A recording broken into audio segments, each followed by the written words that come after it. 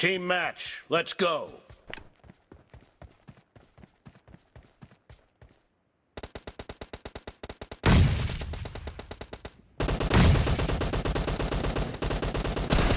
The blue team has scored for the first time!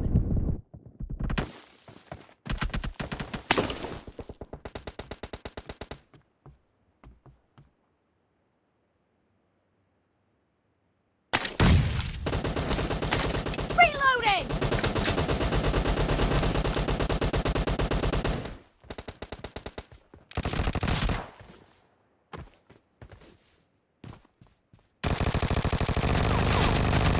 Nice shot!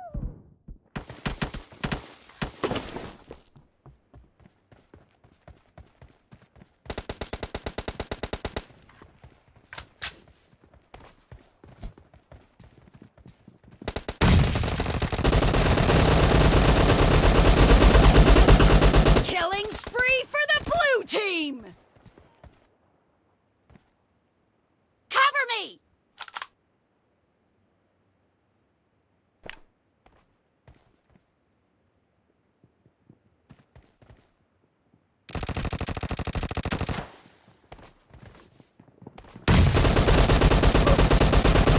Reloading!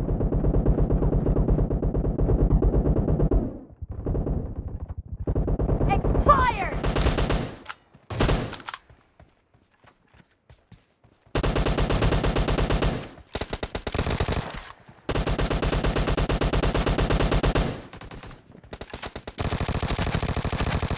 Cover me!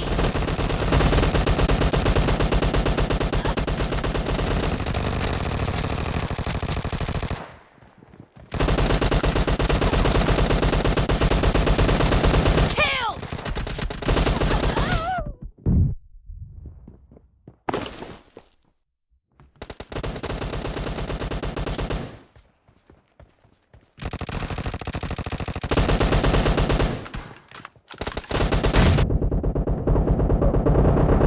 Target down!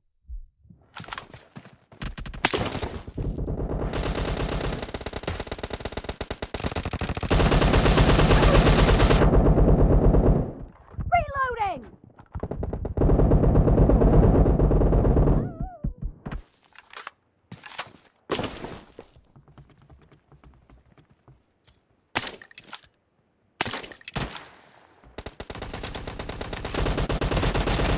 The red team is in the lead.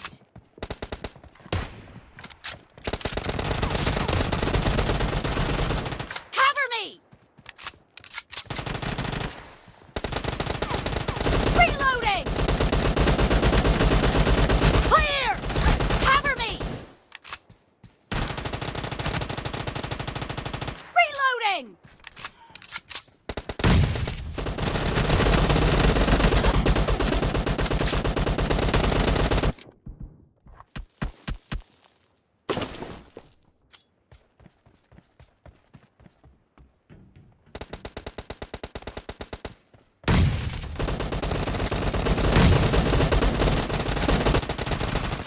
Cover me!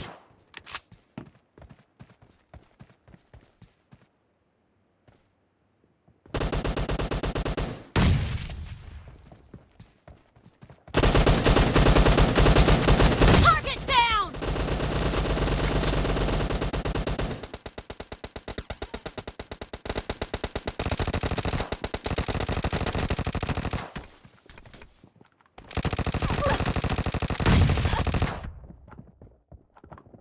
Expired!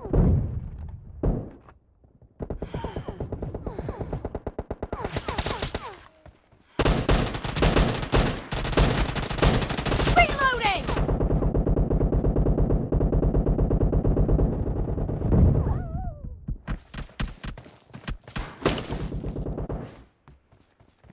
Great, you're about to win. The blue team is about to win!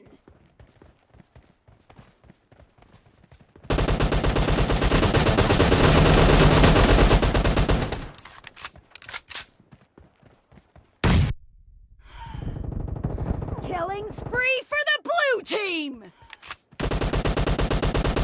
Half of the match is over. And the blue team is in the lead. Clear! Blue team victory.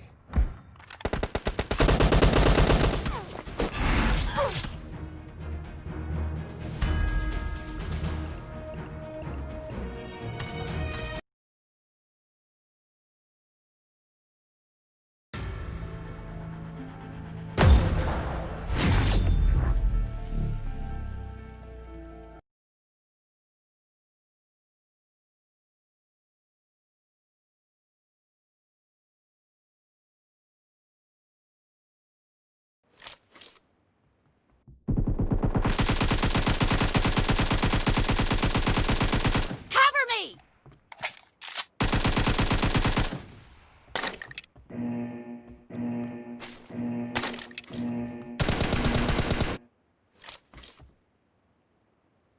Team match. Let's go.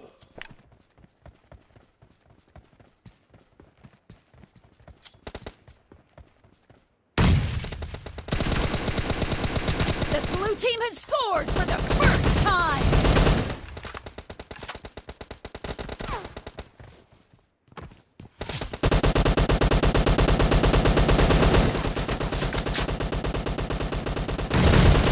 Kill! Reloading!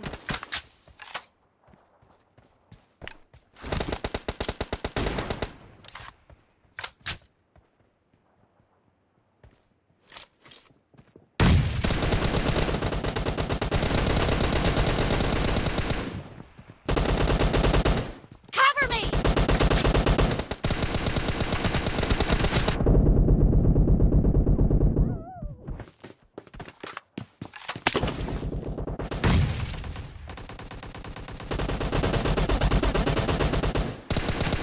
Enemy down!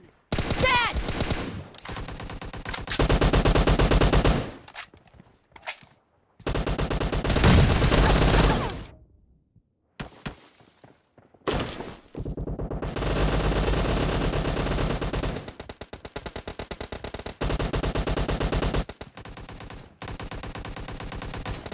Target down! Expired!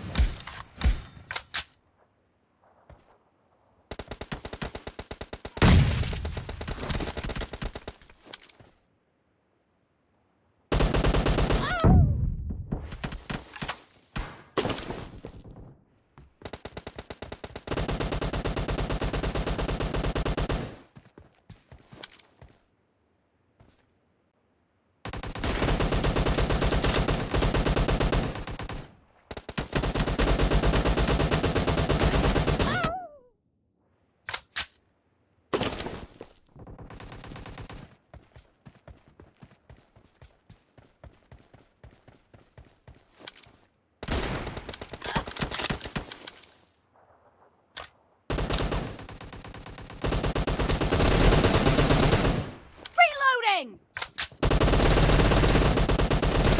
Enemy down! Cover me!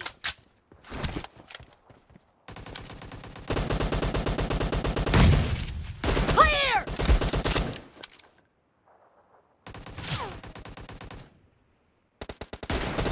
The blue team is in the lead.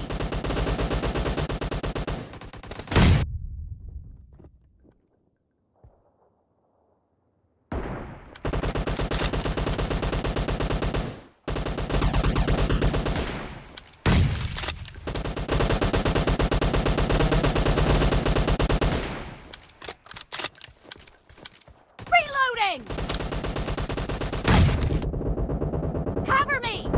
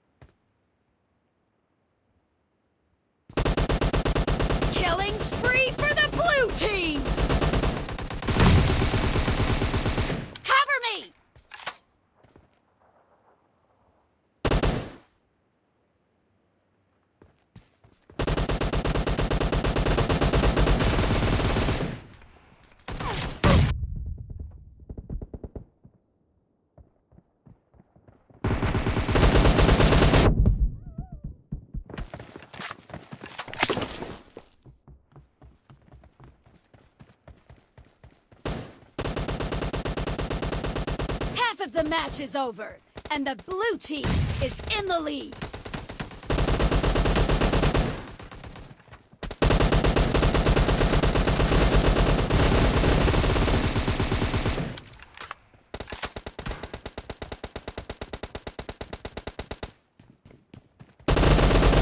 Great! You're about to win! The blue team is about to win.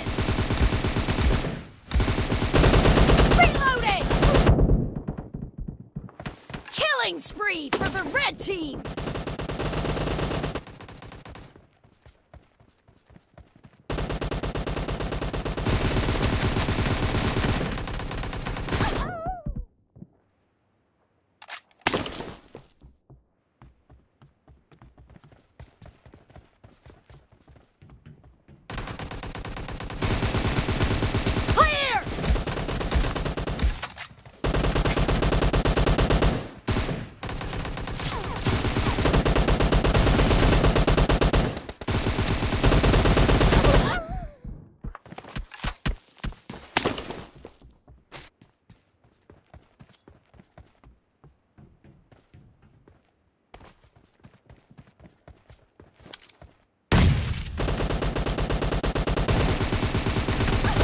Blue team victory!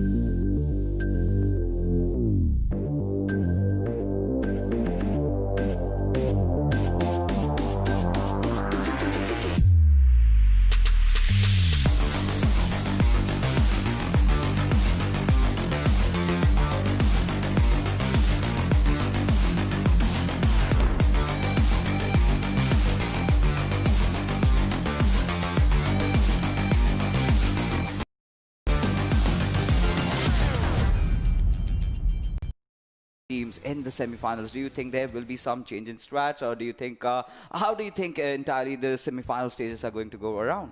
Obviously, the teams will have some changes in their strats. They're always improvising. They are always learning, because PUBG is all about learning. You learn from your mistakes, then you definitely improvise, especially teams like Dynamic Gaming. We saw them step up in the last phase of the match, because of which they did manage to qualify for the semi-finals. So I can expect this team to be improvising on their strategies. They managed to earn those position points, and they just need to continue working on those position points and the kill points as well. But first, let's have a look at the prize pool. Absolutely, you know, it's all these teams fighting for this moolah, and that's too much that we have over here. $2,600 for the winning team, and for the ones who are coming second, we have $1,600. For the third position, we have $1,100, and from 4th to 16, we have $1,100 for themselves. And for 17th to 32nd position, we have $1,600, which are going to be distributed to a few teams who have already faced elimination. But you know, more than the money, it's about the pride, it's about respect, it's about the bragging rights and the chance to represent your nation in the next future events. But that we will be talking about later. But right now, how do you get your hands on that cash prize? You have to earn points, and let's take a look at the points distribution table, which is pretty standard, and we've been following this from quite some time. And for the first position, you get 20 points, second gets 14, third gets 10, and so onwards. It reduces down to the 11th position, just getting that 1 point till the 16th position. But the highlighted factor about this point distribution table is that for every single kill, you have that 1 point. Yes, the kill points do matter, and we saw them in the previous matches as well. But first, let's have a look at the teams which are going to be playing the groups. In Group A, we have team from Hell Esports, amazing performance consistently. Team 8-Bit, another OP team, and Team NPJ, Team Watch My GP. And the other half of Group A, in this we have Team Nepal Esports, Team Centrelink Esports, Team Fear, and Team Dynamic Gaming. Yeah, absolutely. You know, these are the teams from Group A, a kind of a mixture of the teams that have been doing very well and the teams that can certainly improvise. But moving on to Group B, we have Team Black. They have been phenomenal over the times, alongside Seal Esports, where we see Wale playing out of his minds. Following them will be Battalion 5 for UQuest, S-Cloud, and Black Team Mongolia. However, I really expect the players of Black Team Mongolia to show up, because in a lot of matches, we did see them playing with their 3-man roster. But moving on, in Group C, we have Zeus Esports from Heaven, Bear, and Cosmonaut. All 4 teams have been showing their good gameplays, and Cosmonaut, I really hope that they make a good comeback. Yes, definitely. I hope the same from Velociraptors as well. And then another team which we have is Team Good Boys. They also showed some amazing performance. Team Requiem and Team Seal Esports. Yeah, I mean, we have to end up with Savage Esports. Yeah, you know, we have a lot of teams, and all these teams tend to have some kind of similar names, so it creates this confusion. But yeah, let's talk about the teams that are going to be playing today. We have the teams from Group A and Group B clashing against each other. So right now, the numbers are already reduced. Now it has been kind of filtered. Now all these teams are striving for that one glory, that is winning the PMCO from the wildcard region. And talking about wildcard region, we have seen so many teams play from different nations. We have teams, a lot of teams playing in fact from Mongolia, a few from Australia, and it goes on. But yes, few of the teams that we need to talk about, that is team from Hell, Team Black, Team 8-Bit, we have Team Zeus, we have Team NPJ, we even had Team Bear, who was consistent for quite some time, but somewhere down the line they kind of started fizzling out, and hopefully they regain their momentum. And we know this game is all about momentum. But in Erangel, Shadow, we've been experiencing quite some weird circles lately, most of the time going towards the south. So today, in the games that we have, what do you think? What do you expect, to be honest, that the circle goes out? Where does it go out? I personally want the circle to go towards the southern side, because I want to have watch those bridge fights, because that time the teams are having trouble, they are struggling, and it's always they test the team's potential as well. When there are already, you are being backstabbed by another squad which is coming towards the bridge, the team that is in front of you, you have to manage and get out of that tricky situation. Some of the teams opt for that water path, which is always risky. So I want to see the southern circle. I want the teams to struggle a little bit and showcase their best gameplay. You know, guys, disclaimer, as sweet as she looks and sounds, she is a sadist. She's got my aura over there. We both are from pain, so we love watching people in pain. And we know all these teams face a lot of troubles taking those maneuvers down from the bridge side, where we have a lot of fights emerging, a lot of teams trying to rotate from the seaways, eventually getting their boats exploded into oblivion. But today onwards, I personally would want to see something like an Everest circle, or maybe somewhere around Pochinki, because we did have those kind of similar circles yesterday, but in the last moment it kind of shifted down to the potato hills. And Pochinki circle, I love those close range combat fights. But right now, let's take a look at the schedule and see what are the games that we have in store for you today. And we start off with Erangel. The second map, we head on to the rainforest of Sandhawk, and in the third map we go to the frozen tundras of Vikendi, and we end as a circle of life ends where it starts from at Erangel. And like we mentioned, we have teams from Group A and Group B that will be playing with us. Yes, Group A and Group B, amazing teams. And Erangel, the first match, everybody is so familiar with this match. I think teams can experiment also when it comes to Erangel. They can experiment on their strategies as well, because they are so familiar with every ridge, every corner and compound. They know how to defend in Erangel. They know how to charge in Erangel. So I think this game, the teams can experiment, and we can even expect some aggressive gameplay from teams like from Hell Esports, Team Black, Team Zeus Esports. I think I can expect some aggressive gameplay in Sanok from them.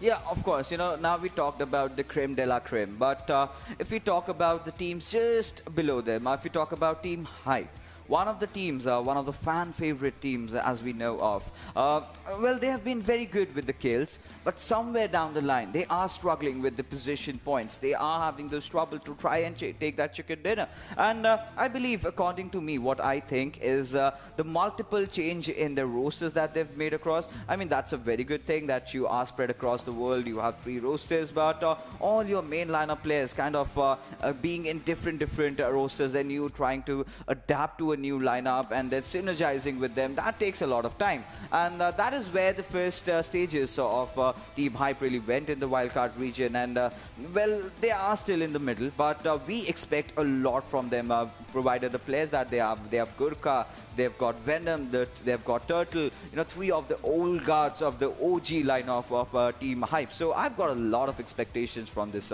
team, to be honest. Yes, even I have expectations from Team Hype, and like you said, fans have also got expectation. Gurkha Whitey, he was among the top kill leaders as well. He had that caliber, that potential to get that chicken dinner, because Team Hype, I think everybody is just waiting for this team to get that winner chicken dinner. And like you said, they lack on the synergy, because maybe they are coming from different lineups. They had a different role in that lineup, so there is a problem of that synergy as well. But I think they are working on it, and very soon I am hoping to see them getting that winner chicken dinner. Absolutely. But right now we can see some amazing shots coming out from Erangel, and over there all the players in the merrymaking, oblivious of the fact that they are going to be running after each other's lives. But that will happen just as the flight path trajectory comes up, and they kind of fasten their seat belts. And but yeah, talking about Erangel, we've seen a lot of drastic circles lately, like we just mentioned earlier. So today even that is going to be a surprise, because there's this new trend going on. Erangel has become the new Vikendi. And there you go, the flight path trajectory already starting off from Sosnovka military base all the way towards Yasnaya Poliana. And now this is kind of an eastern trajectory, so all the teams dropping off at the eastern sides will have no problem in dropping off at their favorite locations. But all the teams are going down to the western side. Let's just say about Team Hype, they love Katka region. A lot of teams prefer going towards the containers and the Georgiopol city, and even there are teams that go as far as northwest Georgiopol city. So these are the teams that will be relying on their vehicles to try and find out them, and we can experience some vehicular manslaughters in the process. Yes, we can definitely see vehicle battle also, because teams, when they are going for a vehicle, that is always a risky thing, because you are vulnerable because you don't have the loot. Maybe another opponent team, the team which you are crossing paths with, they have got an AR, they have got an M416. They can easily spray you down because you don't have any armor or any loot. So vehicle, I personally feel, are always a risk when you are going for those vehicles. But let's see what the teams decide to do. But I can already see the plus of Team S Cloud dropping in towards Ferry Pure and Primox, their favorite, one of the favorite drop locations. Team From Hill Esports is going towards Novorap, one of the best loot you can get over there. But the problem is going to be if the circle shifts towards the northern side, you have to make those early rotations. Yeah, absolutely. You have to rotate really early, but still, we are all waiting for the circle to show up. And there you go, the curveball right off the bat. I told you this is gonna happen, and I really hope this ends somewhere on the Mount Everest area where all the teams have to fight for taking the king of the hill position to go at the Tiberi top and protect yourselves. But as things are, we can see a few teams dropping off at Pochinki. Maybe there might just be that one team that will be going to the garage of Pochinki, take the vehicle and just run the hell out of there. But a lot of teams are also rotating towards Rozhok. We see quite a few teams over there. We have Team Seal, we have Team Central Link Esports. A few teams love their school and apartment rotations. But we have a few teams engaging in a kerfuffle over here. We have the players of Team Quest going against another squad. But oh my goodness, what do we see? Sengji, that's not how you're supposed to do. That's not how you're supposed to drive a car. You are going in circles, and well, he did manage to escape. Yes, he did manage to escape. Maybe he was worried the other players of Team Fear might have gotten a AR or any gun and he would have been in a danger. And yes, this team is in danger as they have already lost one of their players, Team WMG, special with then AKM. He has got level 1 vest, no helmet. He has to be very careful because his teammates are very far away. He won't be getting any backup anytime soon. And Mr. Elixir has already spotted out one of the players from Team Watch My GP, Senji. Let's see if he goes for that knock, for that kill. But no, I think Mr. Elixir won't be getting separated from his teammates because that is going to be a risky situation. And what is just happening? Evil Lord is trying to take down another player, WMG Special, with his AKM. Special has got an Uzi. He's trying to give some damage to the player of Fear. Let's see if he manages to take down Evil Lord over there. But Evil Lord will be coming from the backside. Special is reloading that Uzi. And he will manage to take down Evil Lord with that Uzi and will be finishing him off with that AKM. And Team Fear has also lost one of their player. Yeah, absolutely. And this has been disastrous. And Watch My GP, Team Fair both losing out on their players. And that's a bad sign, you know, losing your players right off the bat. And, well, Mr. Alex, he needs a vest. Without a vest, you're never supposed to be involved in any kind of engagement. And I just hope he gets one, at least a level 2 over there. But by the looks of it, he is certainly not getting. Yeah, he got a level 1, but that does not really count, you know. Level 1 does not really cover most of your areas. And, well, Special, he might just be in a lot of trouble because he's been spotted down. Alex does pepper down a few bullets. He will be going all the way up top. We just have to see if he manages to take him down in TPP. No, that does not happen as Special will switch on to his Uzi and goes on to his FPP mode. But oh, this is a disaster. Casper knocking down his own teammate. This is a huge blunder.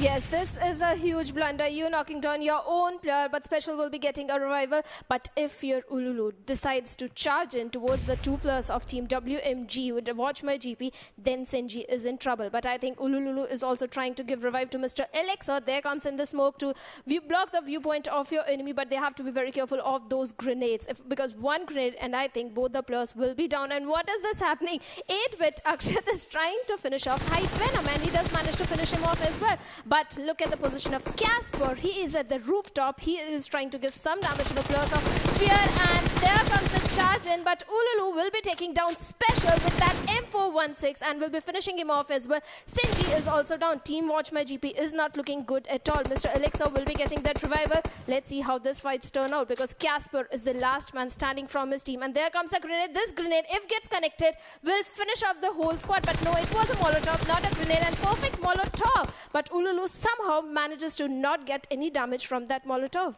How does he survive? How does he live? And, you know, he is lucky. He should be thanking his stars over there. But still will be going in for the revive onto his Mr. Alex. And Noodles, well, he is knocked out as well.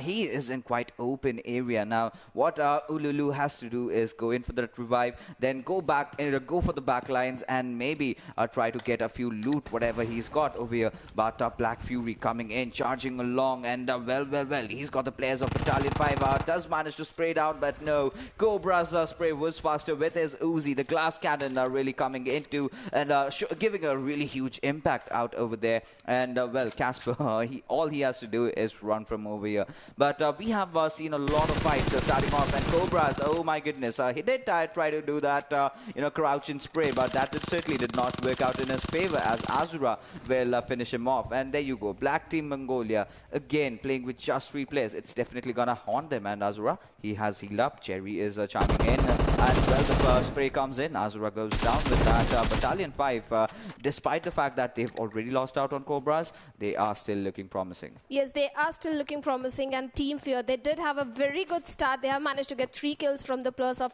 WMG, that is Watch My GP. But Watch My GP, last solo player, Casper, he has to survive on those position points. Certainly, this was not their game. They are having a very unfortunate start, losing 3 of your players in that early stage of the match.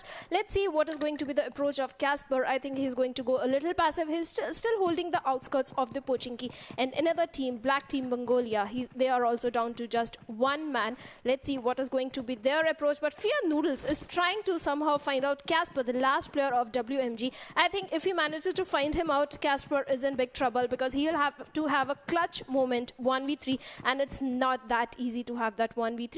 And if we talk about Team Seal, they have shown amazing performance in the group stages.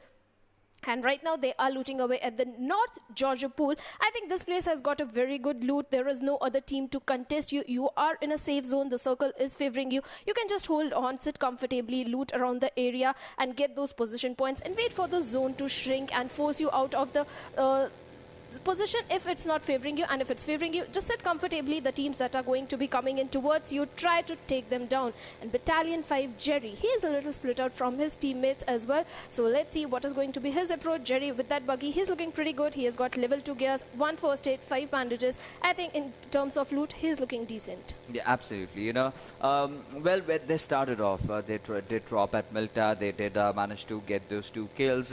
It was a fair trade-off, I believe, because taking down 2 players over there from Team Black Team Mongolia, that's a good thing. And well, talking about Team Hype, one of their players has also already been wiped out by the players of Team 8-Bit, and Akshat did finish him off with a fist over there, kind of making a statement. But right now, as things are, we have the players of Team Hype still looting the hospital area. And well, a hospital is a good place, gives you a decent loot for 2 people, but still for a whole squad you still need some other areas. And what we have seen from Team Hype so far, they love the the Gatka region. They love capitalizing on that. And Team 8-Bit did have their drop locations colliding over there. So now all the teams are already making their way up north. As I can see on the minimap, a lot of teams are rotating from the eastern side. So there's a huge cluster building over there. But now we have the circle taking that shift to its northern area, and it goes all the way to its shooting range. Maybe that area is something I can live with. You have all those hills, all those open areas to fight. You need to build your cover well, so you need to make sure you have enough vehicles for you, because in those final circles, those are the ones that are gonna help you out. So whichever team takes those compounds will definitely have an advantageous position. But apart from that, you still have to make your way inside the final circle when the 5th circle throws a curveball at you, kind of throws you off your place. So I'm waiting for that moment to come, and I want to see how the teams are gonna deal with it. Yes, we'll have to see how the teams are going to deal with it. And if the zone shift towards the northern side of the North Georgia, that's an open field area. Like you said, you are going to need those vehicles, and I can already see the players of Battalion 5 going in for those 2-3 vehicles. They have lost one of their player, Cobra. They are down to 3-man squad. They have to be very careful. The another squad which is in very close vicinity to them is going to be Black Team Mongolia. And here comes our first airdrop, and it has got AWM, .300 Magnum, suppressor of air, level 3 armor, and a level 3 backpack. And it is right in the compounds of the squad of NPJ. Let's see if Team NPJ is going to go for that AWM, or they are just going to sit comfortably in their compounds. But Battalion 5 is trying to rotate or scout. I don't know. I think they are trying to hold on to a safer compound or a safer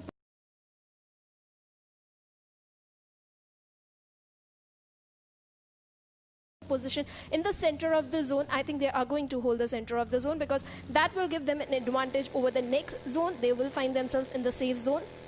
And say when the players of team 4U Quest. 4U Quest did show amazing performance in the group stages as well, but they are trying to rotate from the southern side of the Gatka. And here comes the spray from 8-bit Cebu. He tries to give some damage to the players of Battalion 5, but they have somehow managed to not get any damage. Team 8-bit is trying to hold on to this open field area. It has got some bridges. They have got vehicles. They can make a good use of it. They can have a good cover as well. They are looking pretty good right now.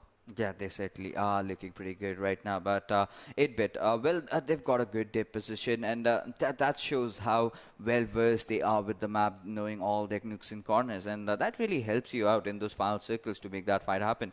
But you know, this aeroplane area, I remember there was this squad where Bhishma used to be the IGL, and it was Team INS, and even Team UME from the Indian region used to love playing around those areas whenever the circle favored. It has a lot of trenches over there from where you can park your vehicles, play your fights, take your fights in a proper manner. And when teams are even trying to push, you can also defend.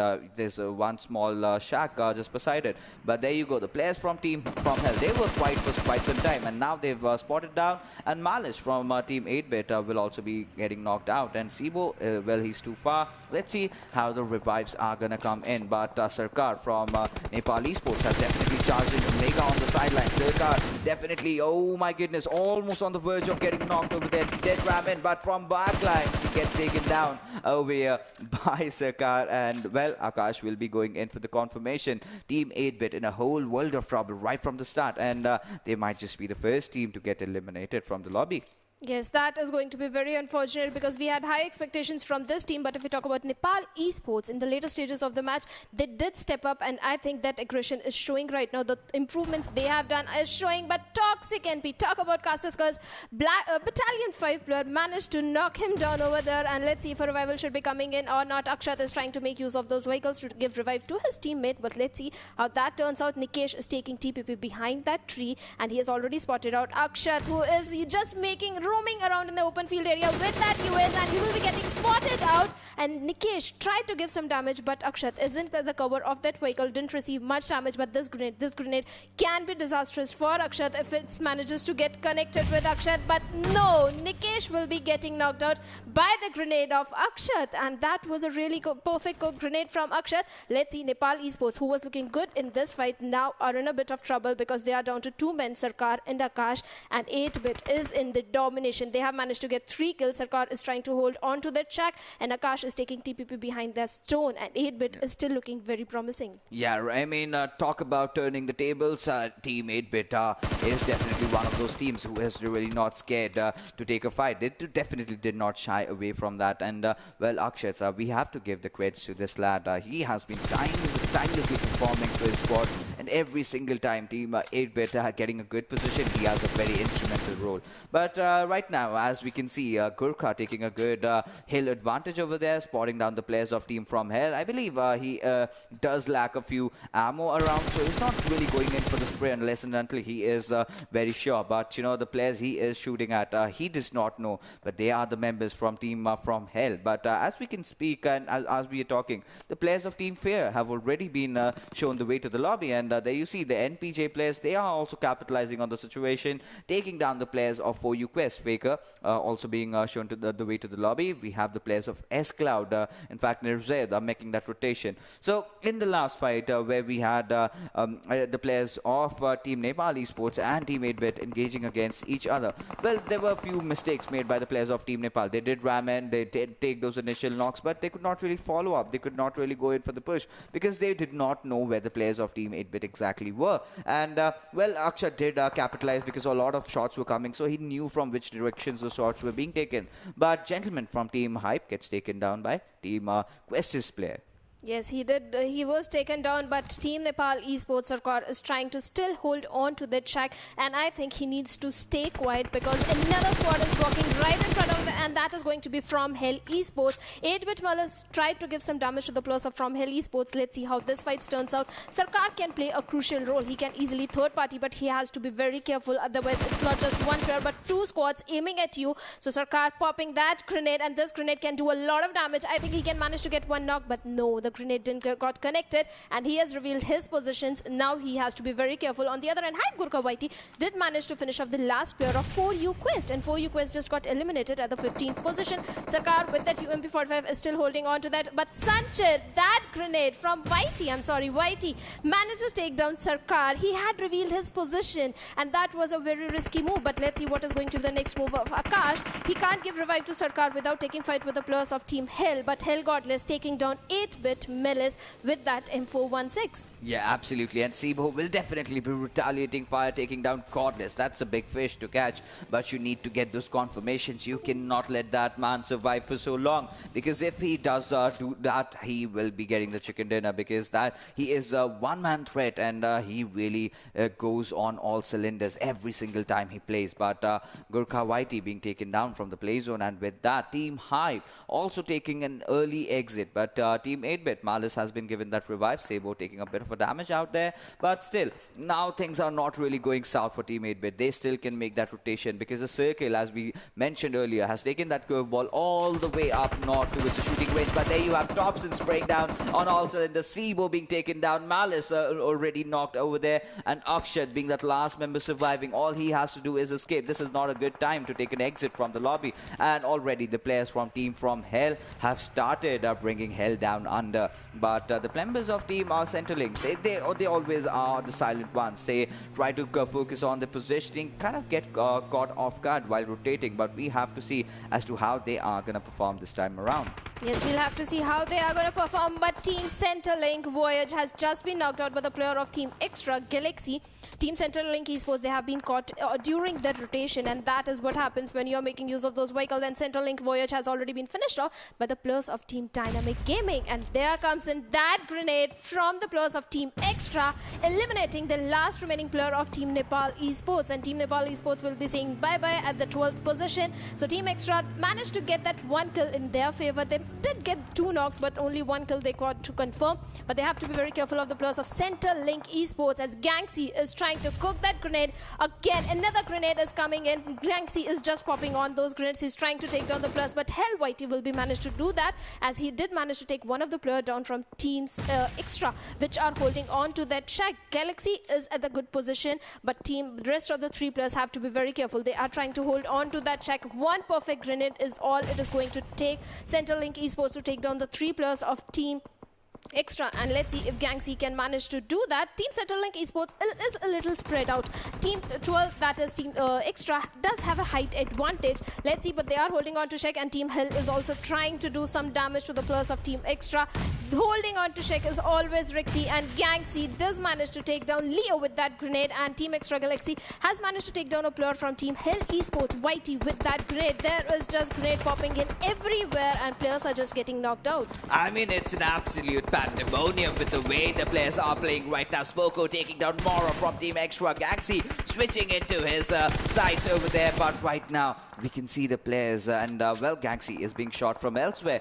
He just has to make sure that he gets into cover in the right nick of time, but will he get knocked down? And Central Lake Esports, we have always been talking about it. They've always faced trouble while rotating, but well, the players from Team Extra that are inside the shed, how long are they going to survive? Their positions have been revealed. They're taking fire from absolutely every single direction. Once the smoke dissipates and the grenade goes through the vents, they are basically done. So because if they go out straight, they'll get taken down from the players of Team Central Lake. And there you go, Unsolved already getting that knock. And well, Gangsy definitely putting the candid side into good use over there. But he will be continuing the spray with his M4. But well, the players are now finally engaging, and Thompson pushing in, and Brendan already being taken down. Leo already down over there. But Blackie, we have him on the sidelines, but he is being patient over there. He is not giving away his position. The players of Team Dynamic Gaming are also on the receiving end, and Hell's White, he is already on a domination spree, but is Sanchir aware about the fact that he's got a snake just beside him who is not revealing his position? Well, Blackie now certainly did throw that grenade. Will connect into perfection. That was a Kobe out there. But how is he going to get that confirmation? And, well, the Molotov falls in, but does not really do much because Sanchir has finally managed to get into cover. And, well, Godless still alive. And Team from Hell already taking 7 kills down the line. And Godless on that left flank. He's watching out for the players of Battalion 5, but has finally given up his position. He really needs to change. And that headshot really connecting. And Saul taking down Godless. And let's see how this fight goes on. Yes, let's see how this fight goes on, because Centrelink Esports will be finishing off the player of Team Hell. Hell is still dominating, but Centrelink Esports is also looking very promising. Hell does have a height advantage, and YT manages to take down Gangxi over there from Centrelink Esports. Hell Sanchar is trying to gain those HP. He need to heal up really fast, and Hell is looking very promising. They have to be very careful of the last remaining player of Team Extra, Galaxy, who is just sneaking right in front of them by one grenade, and Sanchar will get knocked out again. He has to be very careful. On the other hand, squad of Battalion 5 is also trying to charge, and they might charge, and still right now, so they are holding their position on that hilltop over there. Sanchar has already spotted out the squad of Battalion 5 and is trying to get into a proper cover, but he has to be very careful of Galaxy. Galaxy can do a lot of damage, but Hell Whitey will be taking down Centrelink unsolved. And look at the position of Seal Kunbe. He has to be very careful. One grenade from the squad of S Cloud, and I think Kunbe will get an easy knock over there. It's a 1v2 situation for him. Let's see how he deals with this. On the other hand, the players of Team S Cloud are very safe, but that grenade did give some damage to Spider, but he has to heal up, and Nizzard has to be very careful as well, because I can already see Molotovs and grenades coming in towards the players of S Cloud.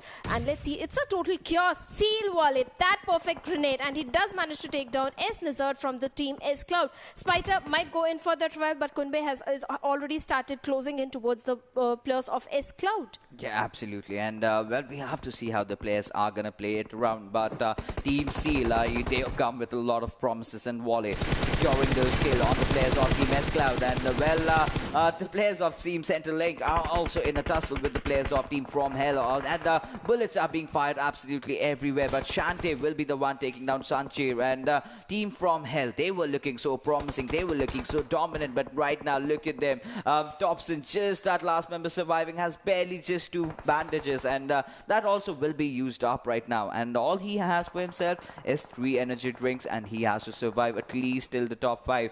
But Sanchi, he is actually crawling in. He is asking his teammate for some kind of revival. But now, as the things are, the players of Team Steel, they are in a very good, promising position. But Extra Blackie taking down the players over there from Team Centrelink Esports. That was a dual kill right over there. But now Thompson will find him off, and there you go, he goes into thin air. Yes, he goes into thin air, and Hell is still at a good position. They just have to heal up really fast. But Black Team Mongolia just got eliminated, and WMG Casper will be taking down Black Heli and Black Menta. Team Seal will be getting that kill in their favor, and Black Sneaks is taking down the players of Dynamic Gaming. I mean, I really thought, if the Bucky could, knock down one of the players, that would have been dreadful. But Shante, he will find the players of Team Black. Watch my GP also take an exit. We just had 10 teams just a couple of seconds ago. Now we are down to just 4 man. And right now, we have to see how the things are going to turn out for the teams of Team Battalion 5. And Shante, he's dropping smokes everywhere. One of the players of Team Seal, Ice, has already been taken down. Things are still going to come up to Wally, and his performance over there, actually trying to deploy all the smokes, trying to keep his teammates alive. But the players of Team Black, they are not revealing their position. They are still in a good position inside the circle. Ice will be finished off. Could see to that one good grenade coming in over there. But right now, Battalion 5, they are in the driver's seat. They have that high ground. They can actually go for the win. They've already got a decent set of kills over there. But Jerry from Team Battalion 5 falls down to Sanchit from Team Hell. And there you go, Jerry also being exploded into oblivion. And he is also a goner. Yes, he is also a goner, and this grenade can do a lot of damage. Sanchit has to run for his life, otherwise he would be knocked out, and he does manage to get away at the right time. Team Battalion 5 has already spotted all the players of Team Hell Esports, but Seal Wally will be taking down Black Action from the Team Black. Sneak has to give that revive, and I think he can manage to do that. We'll have to see that Sanchit is just sneaking around in the open area, and the squad of Battalion 5 is right in front of him. Let's see how things turn out. They are a little short on healing, but Hell Thompson manages to get the kill of Black Action for his team, but from Hell Esports with a total of 10 kills, they are looking very promising and they are just snaking, and they have to be very careful of the players of Battalion 5. But Hell Thompson is trying to give some damage to the players of Team Seal, and Battalion 5 has managed to take down Hell Sanche. Now Hell Thompson is going to be the last solo player remaining from his team, and I think he has spotted out. He knows there is a person in the smoke, and let's see, when the smoke disappears, he can take down the last remaining player of Team Black as well. But Thompson is in a very tricky spot because all the 3 squads can easily spot him out, and Seal Wale has a perfect cover of that drop and that vehicle, and Team Black did manage to get eliminated. But Anek will be taking down Seal Ankle, and Thompson is still sneaking away in the open area. Yeah, he certainly is doing that, but Battalion 5, they are dealing so much damage to the players of Team Seal, and Wale just surviving by the whiskers. He has been spotted out, but he spots Thompson out for himself, and well, Thompson did manage to escape, but Wale overextending will be punished by the players of B5, and Shante, he is doing so much, but Thompson will be securing that last final kill, and with that, Seal Esports go down, and there you have the winner chicken dinner coming to the players of Team Battalion 5. What an amazing outing from these lads. What a way to start off the semi-final stages. Having the high ground advantage in the final circle, really utilizing that to perfection. And there you go. They get that winner chicken dinner, but still nothing taken away from the players of Team Seal and the players of Team from Hell Esports. Yes, nothing has been taken away from them, but Battalion 5, a very promising start. This team had showed capability in the group stages as well, when they got that chicken dinner during those matches as well. So I think that was pretty amazing from Team Battalion, because they pushed at the right moment. They were not in any hurry. They were not being impatient. They were just holding on to their ground and trying to spot as many players as they could and get those kills in their favor, and finally that chicken dinner as well. Yeah, absolutely. The way they took that chicken dinner, I mean, we did not see it coming, to be honest, because they were under the radar. But when the final circle came in, we had those 6-7 circles coming in. They had that high ground advantage, and all they could see was the players of Team Seal right in front of them. A few teams were right beside them on the low grounds.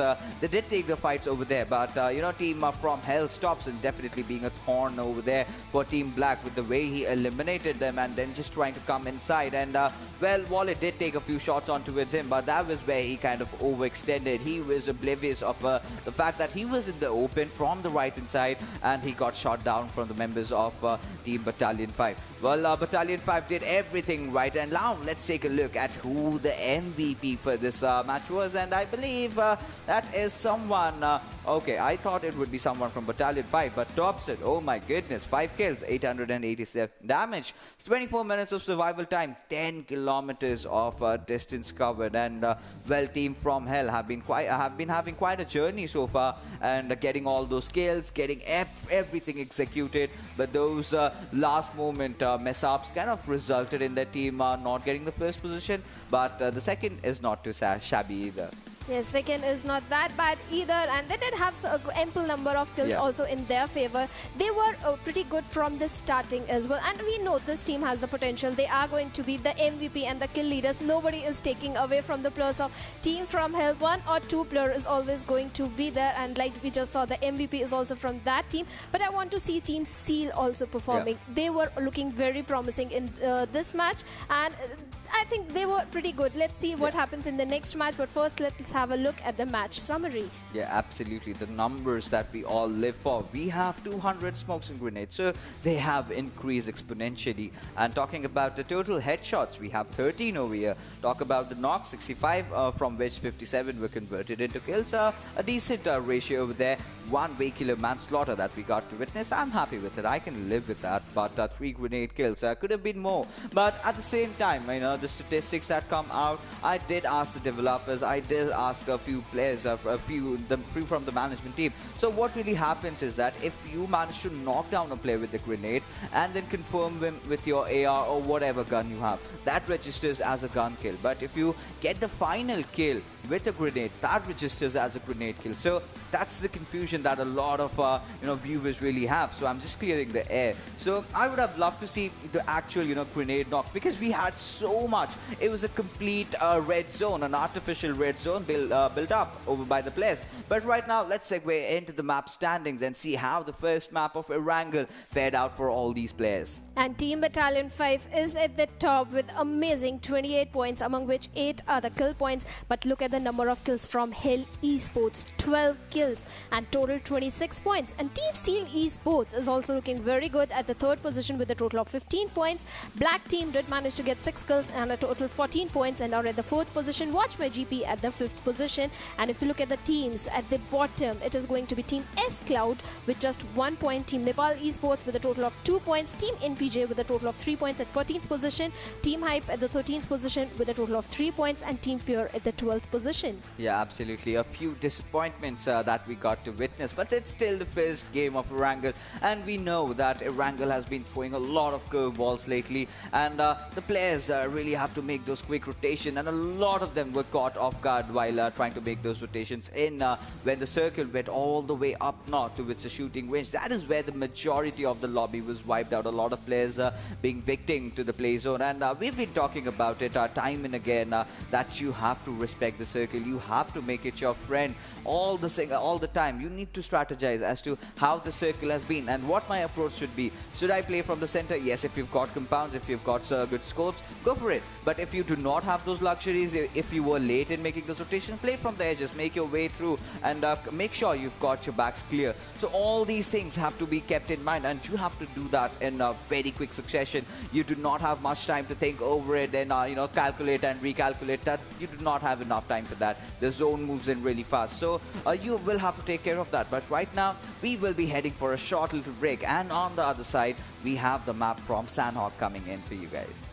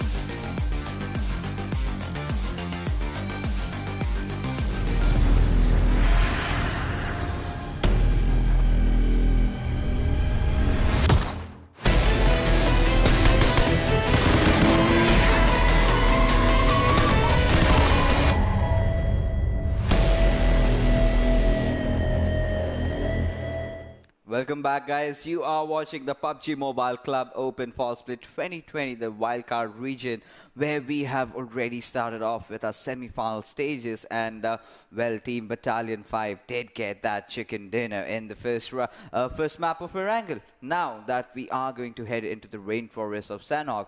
Shadow, what are you expecting? What are you expecting from this game? Senok, it's obviously going to be super aggressive. It's a very fast map, and the teams which we saw in the Erangel, see how they are picking off. They are going all aggression.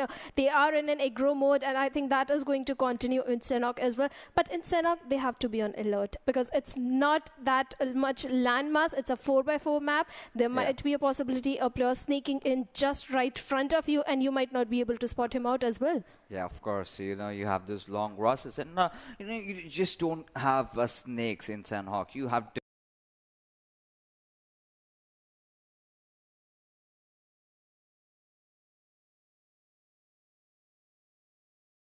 different species over there. You have the scorpions. You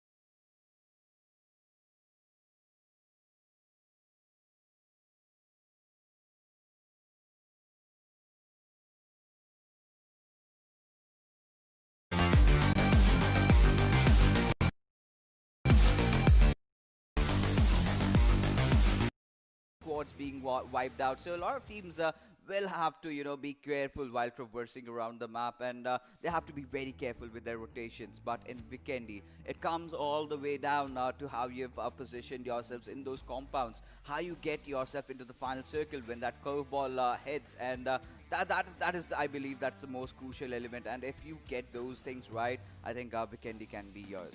That's totally true, but then, you know, one thing is for sure right now, the first game will be right in front of us in a few seconds, and as we will be discussing about the first game, you can see the flight path start from 7, he goes to Novorapnoi. Circle, where do you think? Well, you know, I'll just go with my usual prediction, somewhere going around the western side, and it has happened to me every single time that we have predicted the circle. It just goes on where we want it. So, but today is the final day, so what I'm thinking is, today's circle's gonna throw us a curveball. Yeah, I won't be surprised if we get a certain circle because, you know, final day first came off, started off with something really intense, some bridge fight action coming out there. For some, all the teams, you know, trying to rotate around some fishes in the water. They'll be hunted down, and a lot of things will happen. Boats might just get exploded, but that's for later. That's when we get to see the circle. But like we can see, the players of Team Steel are opting for a secondary drop location today. So they certainly do have a game plan in mind. So let's see how they execute it, and can they continue their winning momentum right now. I mean, think about it. They already have a plan B for themselves. Like, they're like, if this does not happen, that should. And yesterday, with a plan B only, they executed a good chicken dinner. I mean, they were going pretty, I would say, passive in the first few games, something. But in the last game, they actually started going aggressive, especially in the final circle with the fights and all. I mean, they took out a decent fight, and that's one thing that's important. But look at this. So, exactly, a curveball. Okay, so no, I don't think this. I think this is a quite generic Erangel, you know, circle, because right now there are a bit of possibilities. You know, now teams have to really predict where it actually goes. Does it go towards mansion? Does it go towards ruins? Does it go towards Rozok, or all the way up to shooting range? So that will get us a slight idea of after the third circle kicks in. But still, you know, if we get those bridges again, this is going to be a nightmare for all the teams. But already, Black Killer has been taken on. I mean, I was thinking about this thing. Imagine if the circle goes to Yasna, and the first fight is happening on Yasna. As Watch My Gameplay's players are taking down Black's players, and Killer has been taken on. I mean, that actually creates a bit of panic and havoc in the team of Black. Like, they are the first bloods of today's whole day, if you're talking about it. And Casper, on the other side, has gone a bit away from his team. just to start off with the loot and needs to find something at the back ends of Yasnaya. These are the areas that connect Yasnaya to Rozhok side, and this is where the loot has started. But for now, also as a US, I mean, you know, just in case if you need to run away or something, but Savage really just with a shotty, a good shotgun coming in handy, but has to take down players of no chances. I think is Ovdale's just standing out in the alright, so he's reloading his gun or something.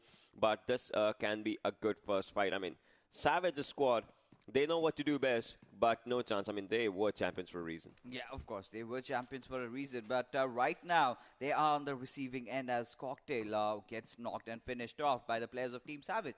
And talking about Team Savage, they've had their moments, you know. But apart from that, I've not really seen them going off the hook or something, you know, off the charts, playing some wonderful PUBG Mobile.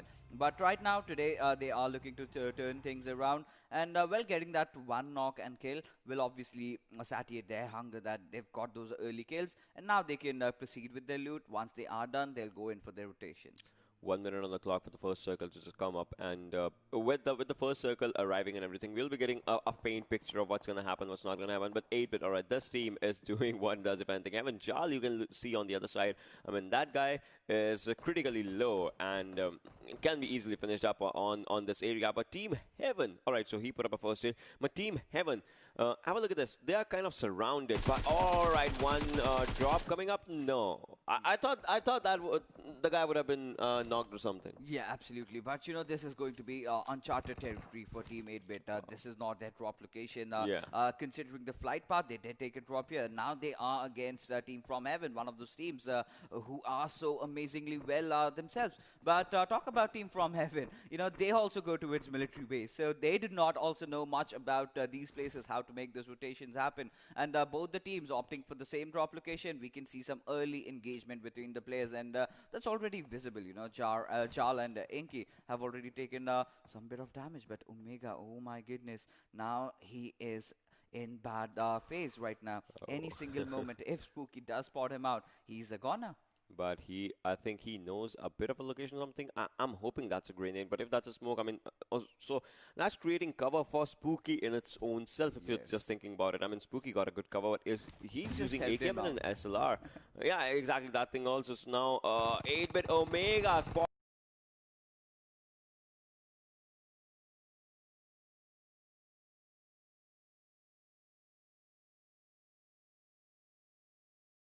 Spots one. Munke might just go down, might no.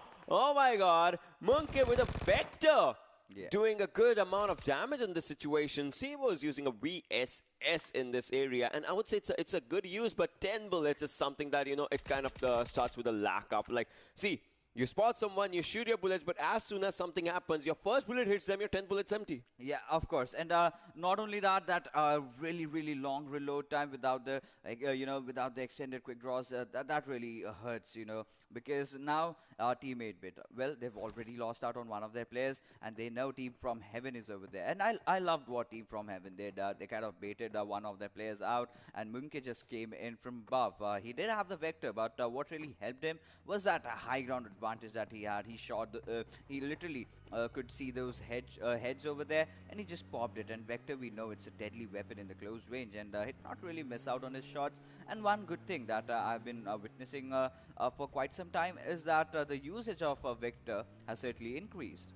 Yeah, usage of Vector has actually, I mean, if we're going with good SMGs, a decent SMG, previously Vector used to be with a different loadout. If you remember, I mean, the times when UMP was 9, Vector was 45, and now the roles swapped. And I would say that actually helped Vector in quite a bit of areas. I mean, the bullet capacity surely got increased. I mean, but still, you know, you can't really pre-fire with that weapon. Yeah, so yeah, that's what I would say. Some SMGs are not for the situation. But we sometimes, you know, see all those players hitting that panic button, going in for that pre-fire, and then when the enemy really comes in front of their face, they have to go in for that reload. So you need to be very cautious while you are using your Uzis, your Vectors. You need to know how to shoot your bullets. Yeah. So I have a question for you regarding Vector only. So we know on M4 and Vector both use a tactical stock. Yeah. On M4, we know, see, using a tactical stock, using a good grip and everything, it gives you a good, you know, a good balance of everything. Yeah. But I want to ask you, see, SMGs. Yeah. So they already don't have that much of recoil. Yeah. how good do you think using a tactical stock comes up in an SMG? I mean, it obviously helps you in those mid-range fights because with SMGs, one thing is certain that you get a lot of bullet drops, right? So while you are actually spraying, say, something around 50 to 100 meters, you will actually feel the difference Just over like there. this. Yes, something like this. And you can feel the gun being a bit unstable. And since it has a high rate of fire, tends to have those a bit of high recoil at the mid-range. And the long range is basically impossible.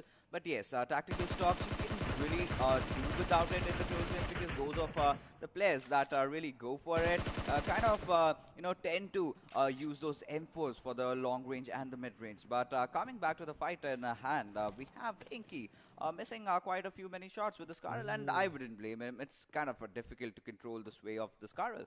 Yeah, yeah. So those are two different things. If we talk about the recoil, let's see. You talk about the recoil, right?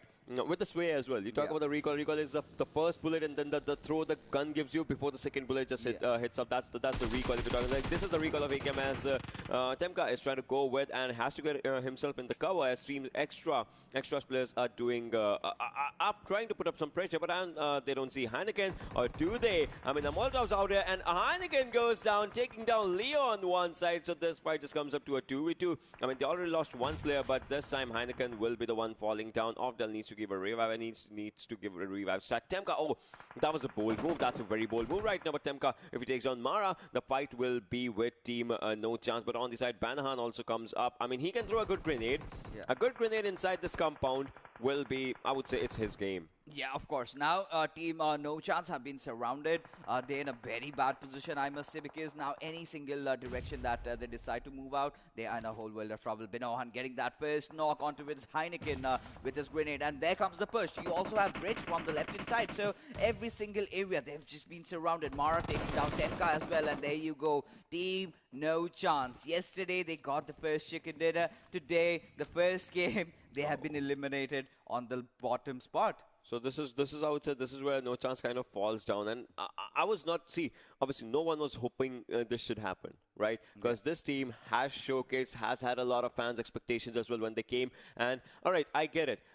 Coming back yesterday, they had the first game against Chicken Dinner, and that actually raises your expectations once again from your fans that yes, this team knows how to play in the best of the best ways. But then falling down now, No Chance. I would say they have to reassess their everything because it's just 5 games remaining. Yeah, of course. You know, yesterday when the game started off, I was really excited because we could see that rivalry coming up between the players. But we'll get back to that a bit later. But Spooky taking a knock onto its Onyx, and you know what this lad is capable of, and that's a big blow towards the players of Battalion 5.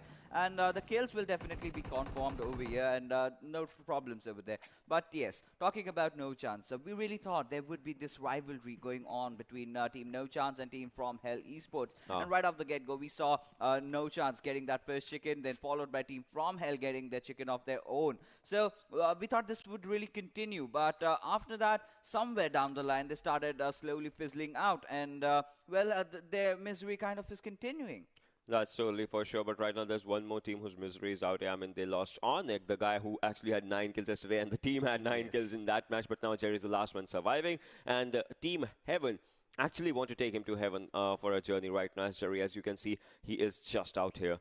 He can heal, has 2 first hits, but that's going to take a lot of time. I mean, imagine what's going to happen after the 3rd circle just hits up or something. But Nepal Esports right now, this team had a really impressive game on Wrangell. You remember the Rozhok Bridge area? That they had a really amazing game. But now it's not Rozhok as a circle has shifted to different directions. It's kind of the mansion shelter-ish circle. Not even mansion, I would say. Maria, the center line of a dip from the shelter's side. If you remember the dip, that happens where the 4 junctions meet or something. Airdrop number 2, on the other hand, has an M249 alongside the areas of Yasna, Poliana. So I would say it's a good area for Team Black or maybe WMG.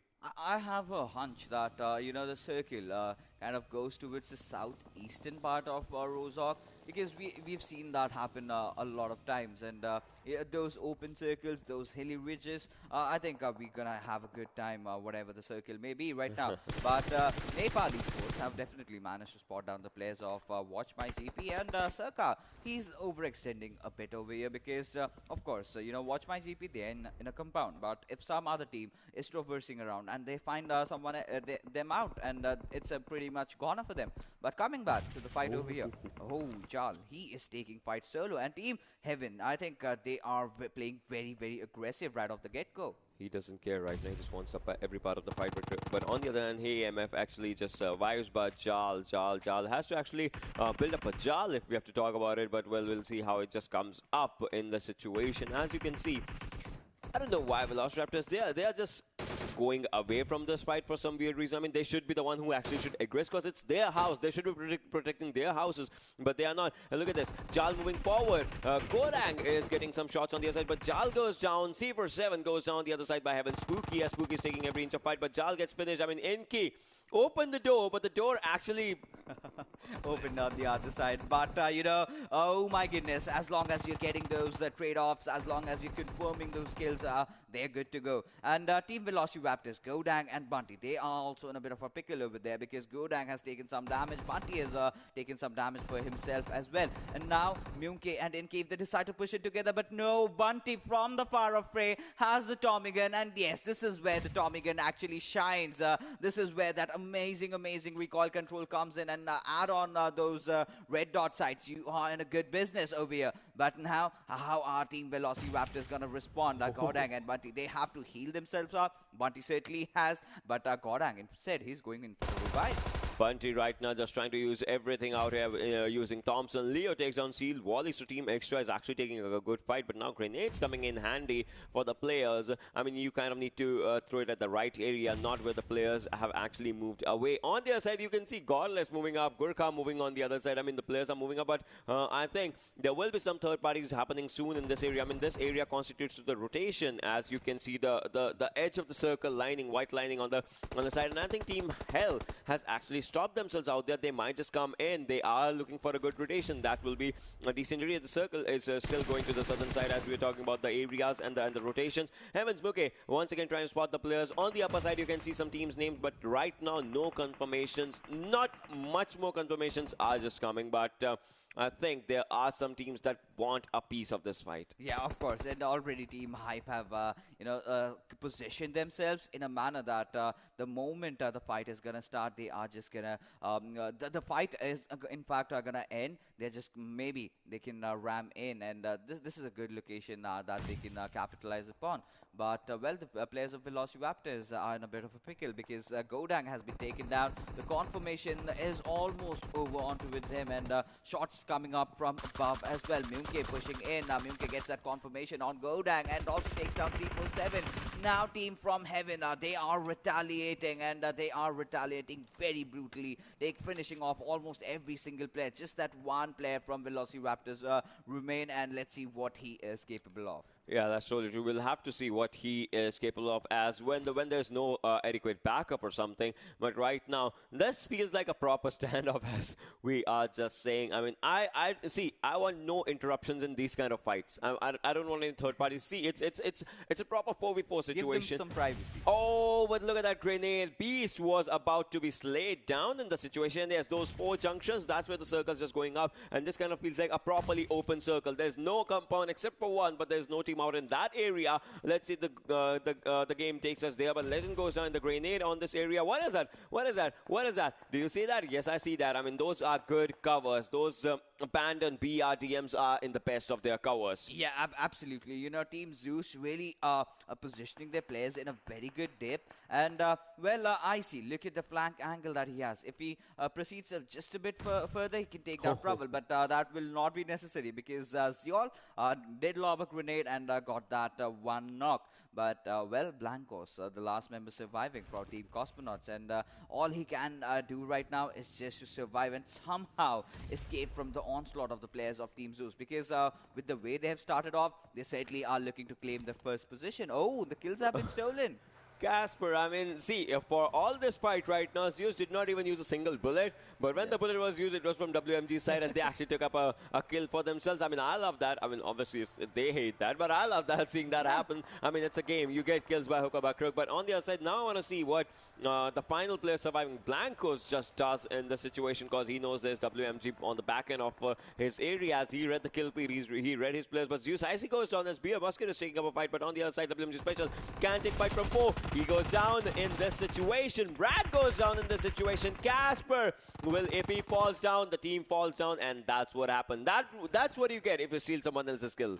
Yeah, of course. You know, the payback's coming in there, and Nepal Esports, they've gotten 4 kills for themselves, and now this is a squad that looks really promising in Erangel. They've pulled out some amazing performance.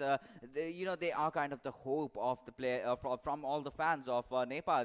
Playing so well, as they do stand a chance to get themselves into the top 3. But Icy being knocked out over there. Well, Ronan and his teammate Zyol, they are actually trying some way or the other to go in for that revive. But is that possible? That we will have to see as the game progresses. But the players this time around for Team Bear, well, they are already moving in. We saw Marvel playing out of his mind yesterday, and finally a good time to wake up, because he had been silent since quite some time. But Arimun and Marvel, these 2 players stepping up. Mosket has a little bit of less pressure right now, because it really affected his performance earlier. But you cannot really escape from the wrath of Team Black, and there they go down. Now, the bad thing is, you see on the back end side, there's one more team that's going to be out there. I mean, team number 19 is what I can see right now. Team Black is on the front side, but on the back side also, there are going to be some shots. Cosmonaut gets eliminated. That's Team Savage, as you can see, but they have been spotted as action, doing pretty good with his mini 14s, but now he also falls down. The airdrop where this fight is happening has Groza in itself. I mean, if someone wants to use it, they can use it. But let's see what happens if the next circle just comes up in all of these situations. Yeah, absolutely. We did anticipate this particular circle, but Abiliemo just surviving by a sliver of HP, and barely he lives, but sneaks, finally taking down Jerry, and down goes Battalion 5. And Team Black, they're also off to a very good start. 3 kills already. Definitely have lost out on Killa, so that would really hurt them, but it's okay. It's okay if they finally get themselves inside the circle, then they can do really good. But now look at the shift. It's gone to that Depi area, and just those open area, in fact. So one team, Team Seal, definitely has a good position, but how are they going to play it out? Because they've been surrounded from multiple directions, so they can just engage in one fight. If they kind of tend to overextend, they might just be punished. And Team 8 did have the warehouse, but now they do not have the blessings of the circle. They also have to get inside it. You can see Venom. I mean, he did not just shoot. That was the right moment to actually shoot. Sneaks could have taken that one knock, if not the confirmation. I mean, if you get a knock as well, it actually creates a lot of panic on your opponents, like from where the shots are coming. What's going to happen? Are we safe here? Are we not safe here? We should be moving or something, and that can change a lot of things in the game. Team Hype is off to a bad start since yesterday. Now they actually want to change it. If anything, Nepal Esports, their wrangle always seems pretty fine. Zeus Esports, they want to take that first position fight. But, well, talking about the first position, there's one team, that's Team 8, but they lost one player, and still they haven't got any kill as of now. Yeah, absolutely. And now this is the pressure, the pressure of remaining on the top. And you tend to not take those risky plays. You do not tend to take those risky maneuvers that you would otherwise do. But this is what I've been talking about Team Seal. They have that perfect dip, and now they are just capitalizing on it. Ice taking down Grey over here. Inky will take down Thompson. Now this is a fight that we all have to wait out for, because the team from Heaven and team from Hell are going off against each other. But Sanjay, he does not care. He goes after the players of Team Seal, and takes down 2, in fact, with his Uzi. Now Sanchir has to just push in. Godless is also down. He has to go in for those revives, but will that come in time? Only time's gonna tell. This is going to be a bad situation. On the other side, Thompson and all the other situations just happened. 10 teams still surviving. Zeus Abiliemo also goes down. Zeus Icy, I mean, team that was looking really good actually falls down. But on the other side, Nikesh takes down Abiliemo, and Hype Venom also falls down in the situation. I mean, the revival should be coming in sometime soon. Yes, it's going to be coming in right now, but Akash using DP in the best way as possible. Gurkha YT healing up. And Team Extra, Team 8, oh my god, that was a bad heal up. Imagine if he was caught or something in the act. Yeah, but still, you know, as things stand, he has managed to heal up. He's getting to his teammates. He'll give them a revive, but I just hope it comes in time because if it delays any further, that's bad news. But Team Hype, well, 2 players down. They certainly can go in for their revives, and once it is, they'll be back with their 4 men. And let's see how Team Black play this one out. 4 kills already. Team from Heaven, they've been doing well. In fact, but right now, the circle is in the open. None of the teams have made it inside. And Mara has already been spotted over here. Oh, no! That's a payback that just comes out there. Hype Turtle is also doing this. What the players actually are. Leo takes on Hell's Godless in the situation as we're talking about it, and Turtle took down Black Ellie. That was a good thing, but right now Molotov is coming up, trying to burn your opponents alive, but this is no Kane versus Undertaker situation. You'll have to just come up with the guns right now. But look at the circle. No team is actually constituting the central part, but actually you cannot because that's an open road out there. Absolutely. If you do not have the right amount of vehicles that can actually function, then you just have to play from the edges, and that is what the teams are doing. But Hell, that's a pretty interesting approach. You know what they did is they just smoked their opponent's vision, and now they can either decide to push in or just escape. So we'll have to see. By the looks of team from Hell, they are looking towards pushing in, and they are looking towards getting those few knocks, but this is going to be very crucial. Well, White is making a rotation inside his vehicle, and Sanche, look at him. He's providing the perfect cover fire. This is what teamwork is about, you know, when you need a perfect position. And now Sanche will also spray down, and there you go, really taking down action. But well, the players of Team Extra, they've taken quite some damage for themselves as well, which almost going down.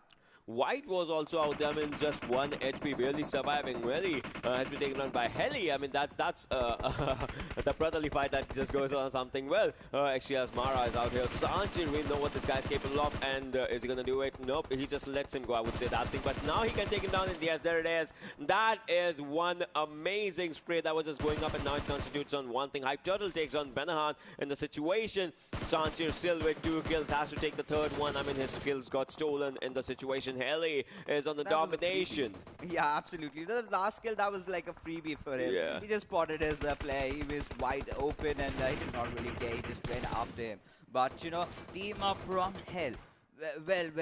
They've got a good position for themselves, but somehow they need to go in for that revive on towards their teammate, that is Godless. And Sanchir has been fallen down. So right now, Sanchir staying alive is of the utmost impotence. But Icy, he's been taken down. He also needs a revive, but I do not know if they've got enough time. But Sneaks has been spotted out, and well, Seals also did take quite some damage over there. But that was the best use of a ridge, a small ridge that you can actually come up. I mean, you know, the circle's also coming from behind you, but the circles, you are on the slow side of the circle, so you can just sit down there, heal yourself and everything. So that's really good. That's really amazing. But right now, as you can see, top 5 damage dealers, 1133 for Leo with just 2 kills. I mean, that's abysmal. That's amazing.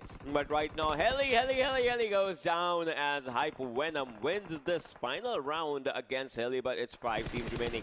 14 players surviving. White goes down. Spoke too soon. Now it's 4.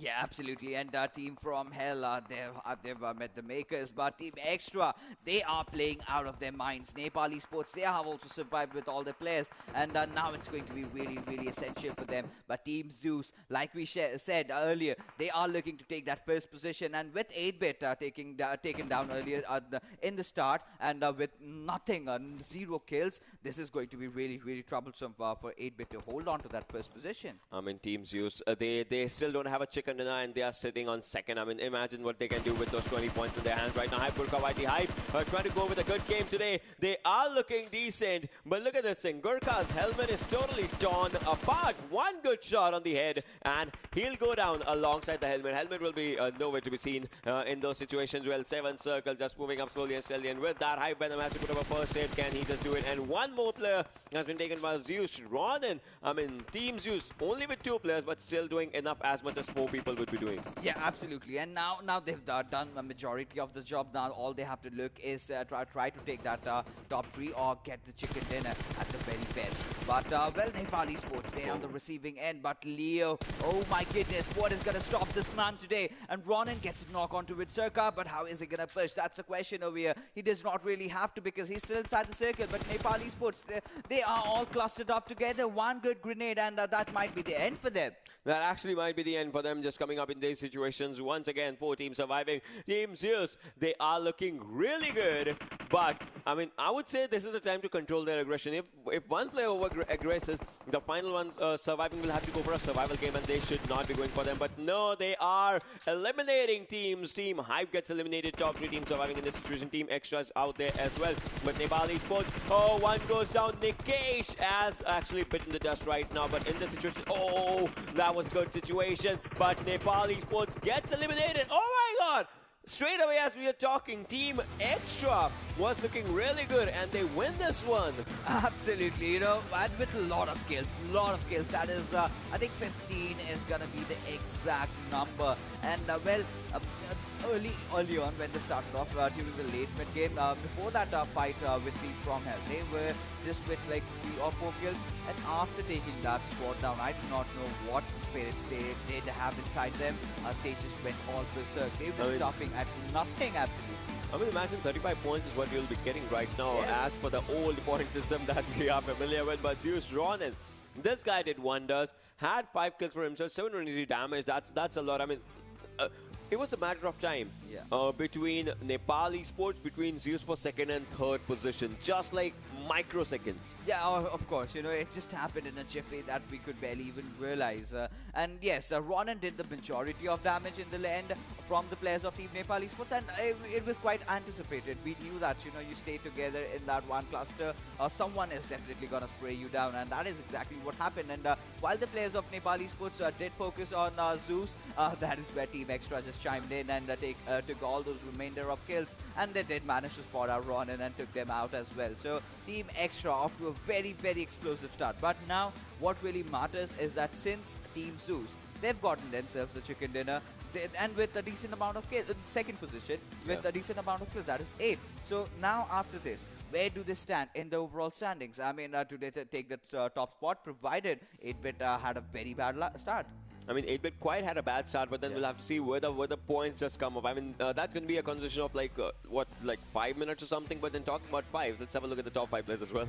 Yeah, absolutely. Let's take a look at the top 5 players. I'm certain Leo will be somewhere there, and yes, he is. But, okay, so it's just 148 damage. I mean, last we remember, it was something over 1,000, right? It was 1-1. It should be 1148 damage as we were talking about it, because it was with 2 kills it was 1131, and he cannot just take 2 more kills with just. So I don't know, but still he had a lot of damage. That's what we are saying. 635 for Mara, you know, from Team Extra. I mean, if a team is winning and Mara's out there, it just showcases an amazing feat of strength. Extra is rich as well with the 4 kills, and then comes Heaven's Inky with 4 kills. I mean, Team Heaven is also making their way up here. The team got shut down on like what, 9th or 10th position or something. Yeah, but right from the start, they were in constant engagement, constant duels, you know, taking down squads after squad. So I believe they must be having something around 7 or 8 kills for themselves at the very least. And this is definitely going to help them out in the overall standings. And that is where our eyes are. So Team Extra, this is the squad. So when they start performing, if they start a day with a chicken dinner, it has been their thing that they will get another some point or the other, and the remainder of the day they'll be consistent. And that is a very, very good thing for this particular team if they actually have to make it into the top 3. I mean, I want to see the jump, these 35 points, where they actually take them with everything. Yeah, of course, we certainly do have to see that. But I would love to see how many smokes and grenades were used and talk about them. And let's take a look at the match summary. And it's 147. I mean, it's okay. It's okay considering. But look at the knocks. Look at the knocks. 73 knocks. So many revives over there. And that is where the damage of Leo has been justified. 148 or 1,148? I think 1,100. All right, so that's only 73 knocks. That's a good one. And all right, so I love one thing. Yeah. No one died of the play zone. Team Extra had 4 players, 60 kills, 4 more players, 64 total lobby. Yeah, of course. And that's good maths. I mean, of course, they just don't call you the mad scientist for no reason. 73 knocks, 60 kills. That's a very, very good outing. 1 vehicle kill, we'll love that.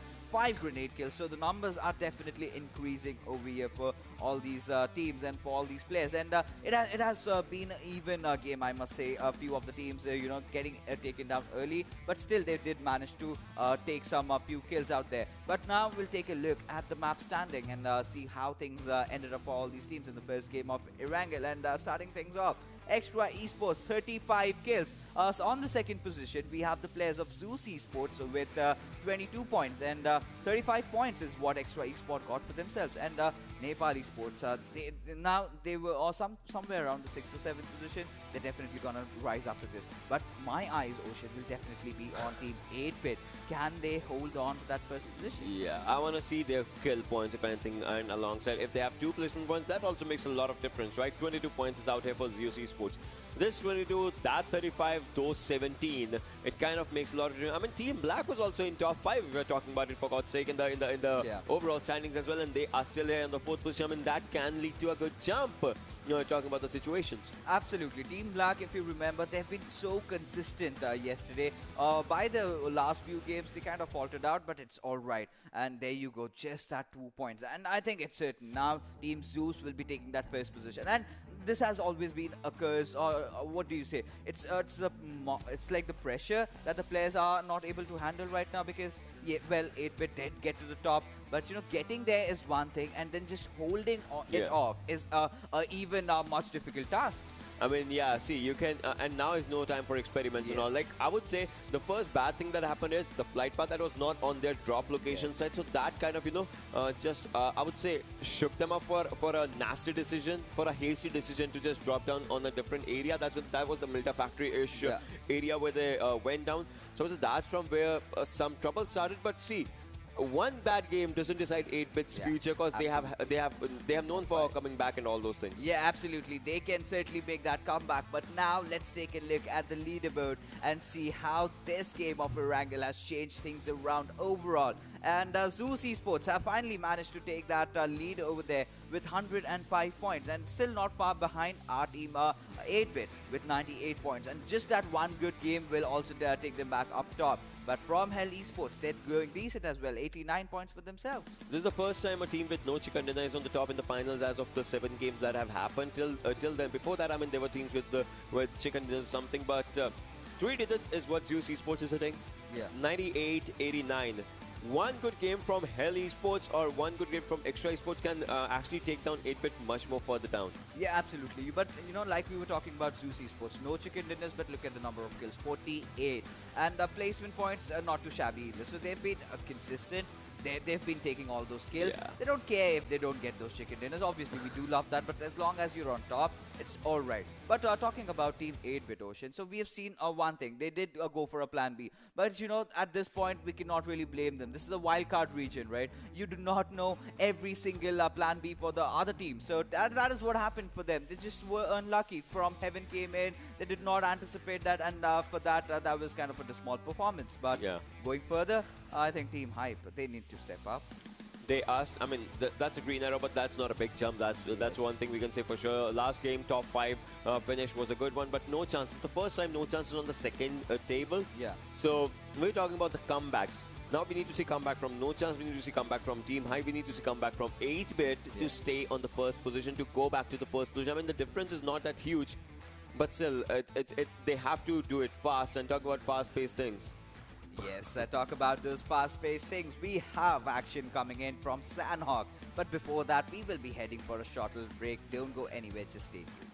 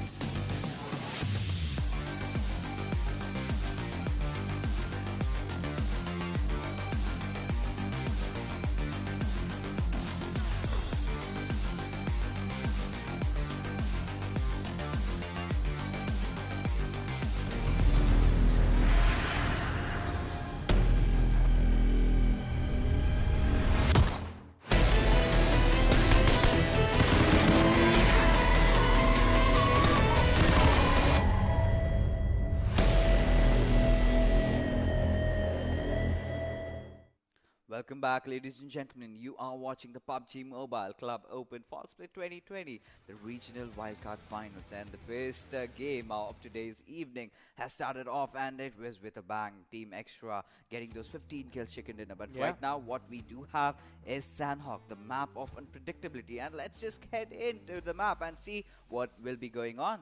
Well, the trajectory starts from the southern side of the map and goes all the way towards the Hathin area. So Bantaya to Hathin, it is leaning towards the western side of the entire map. But the map is so small that you can still go towards those eastern location if you are willing to take the risk to go over there, depending on where the circle is going to form right now.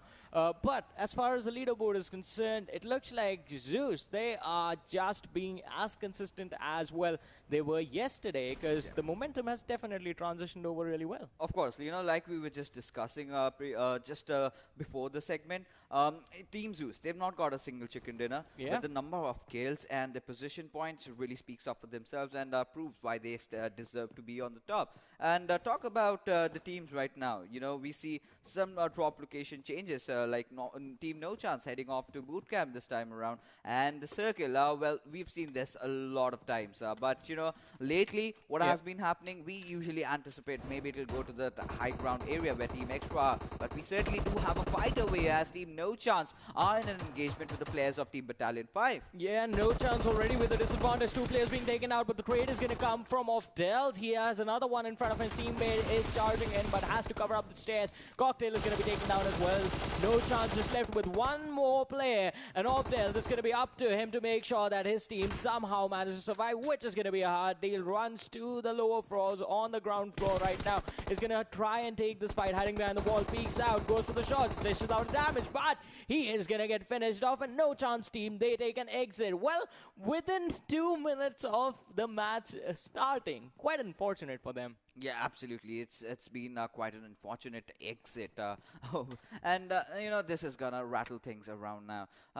Well, you know, talk about the cookie crumbling. It has already, you know, crumbled over there. That we can say with conviction right now. They started off with a very explosive manner, but somewhere down the line, it has kind of faded. Definitely, definitely. I mean, we talked about this yesterday as well. They had that one good game with the very first game of the finals, and after that it was just a really steep drop for them as far as the performances in the games is concerned. But this time, today, also, well, the second game not really going in their favor. No Chance team, well, we expected this team to play like champions. They are trying their level best, but the other teams have figured out a way to counter them quite perfectly. Yeah, of course, you know, the kings fall, new kingdoms rise, and that is exactly what is happening with Team No Chance, and it's perfectly okay. It shows that, you know, the scene has changed, the scene has developed, it has improvised, and well, you know, the next time they come up, they are gonna give it all. But you know, talk about pressure, all right?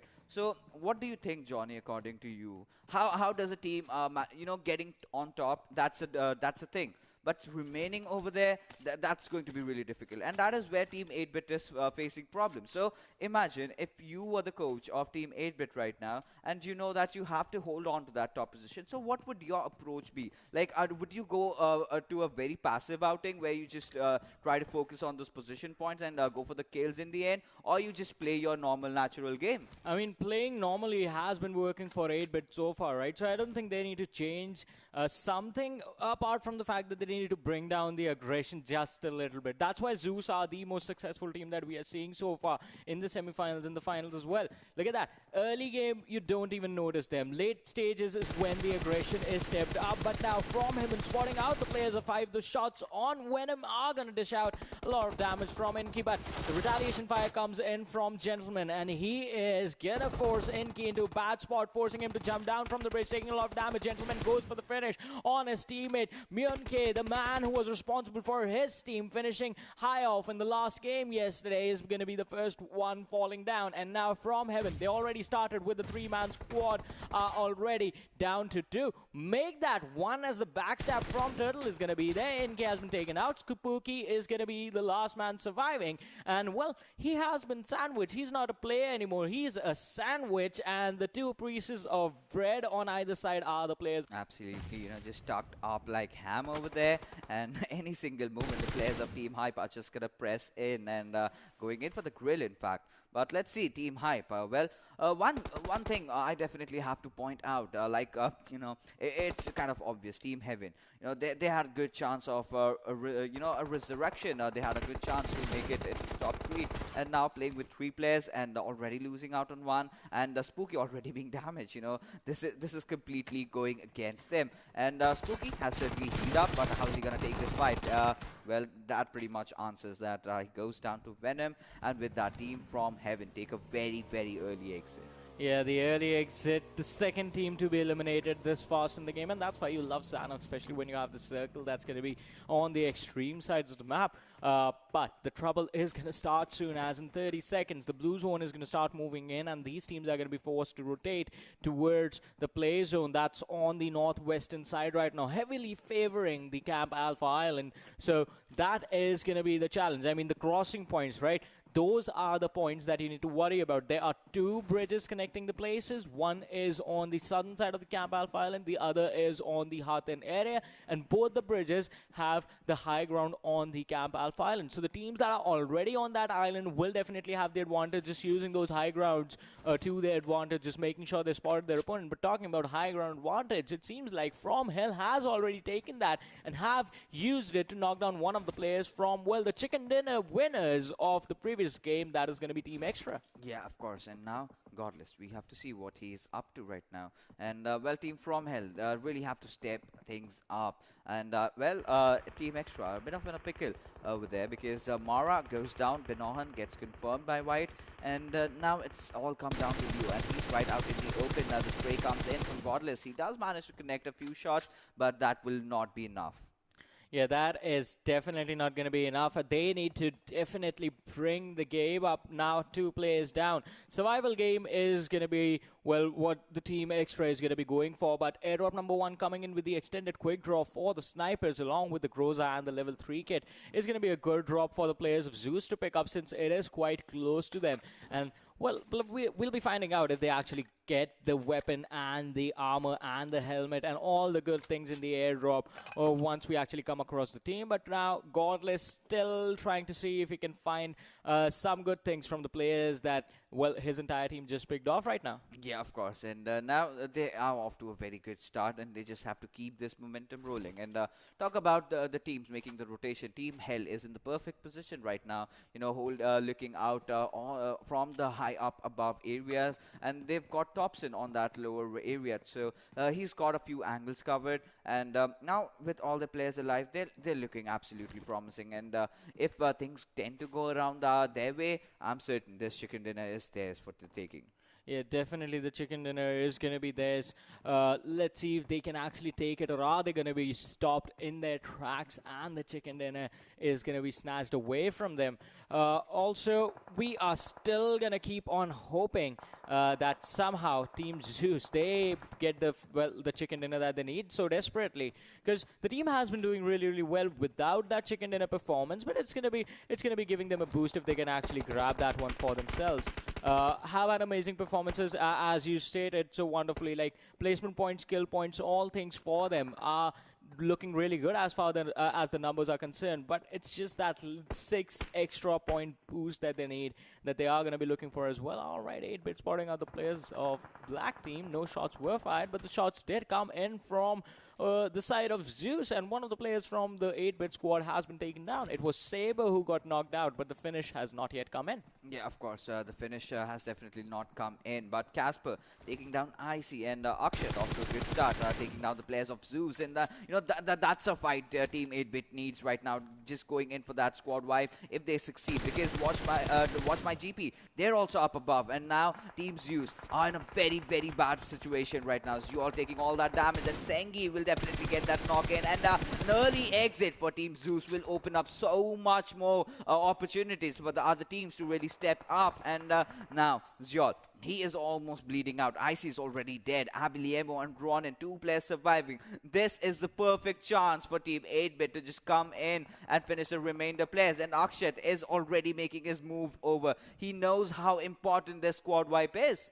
Yeah, the squad wipe is pretty important for him, and he's going to try his level best to actually get it because the points are going to be secured that way. And Special moving forward along with his team has spotted out the players. Zeus Abley is going to be finished off. There is the kill confirmed, and WMG, they are looking really good in this fight right now. Yeah, absolutely. They are looking very, very good. But look at the back lines. Team Black has already chimed in into the action. And this is where I've always been harping about knowing how to disengage and how do you position yourselves during the fights. Now Team Zol is almost barely left with no options. Where do they go? Every single direction, there is someone waiting for them. And with just 2 players, the job just got way, way more tougher. And now talk about Team Watch My GP. They are also slowly pushing in, but they have to be careful as to whether Team Black, if they spot them out, then they might just be in a bit of a pickle. So, Team WMG taking things a bit slow, but Team Zeus, they are heading towards the direction of the players of Team 8-Bit. Well, definitely. 8-Bit are also going to be an interesting name because, they know the information of where the players were. But no, Omega got completely off guard by Special, and he could go for the second one as well. But he is going to decide to switch his attention back to the weakened team. That is going to be Zeus. Zeol is charging in the direction of WMG, but is going to be able to survive. Special, his attention is split right now. He definitely needs his teammates. But look at that 8-Bit. They get backstabbed by SEAL team, and Omega is going to be finished off. Akshat was quite close to his teammate who was knocked down, so he needs to be careful as well. Otherwise, he could be the next player from his team going down. Yeah, absolutely. He can be that next player. But right now, the players of Watch My GP, they are pushing in. And this might be the decider over here with Sibo. Well, he's in a bit of a trouble as well because Ankle is right above him. And if Ankle manages to spot him down, if Ankle gets those sound cues, he is definitely going to punish. And being at the high ground certainly gives you a lot of advantage. But Zeol managing to take that knock onto its Casper. Now this has certainly started to change things around. And Team Zeus, regardless of the fact that they are down with 2 players, they still somehow are holding on. Well, somehow just managing to hold on to the placement points that they can grab for themselves. Ronin and Zul.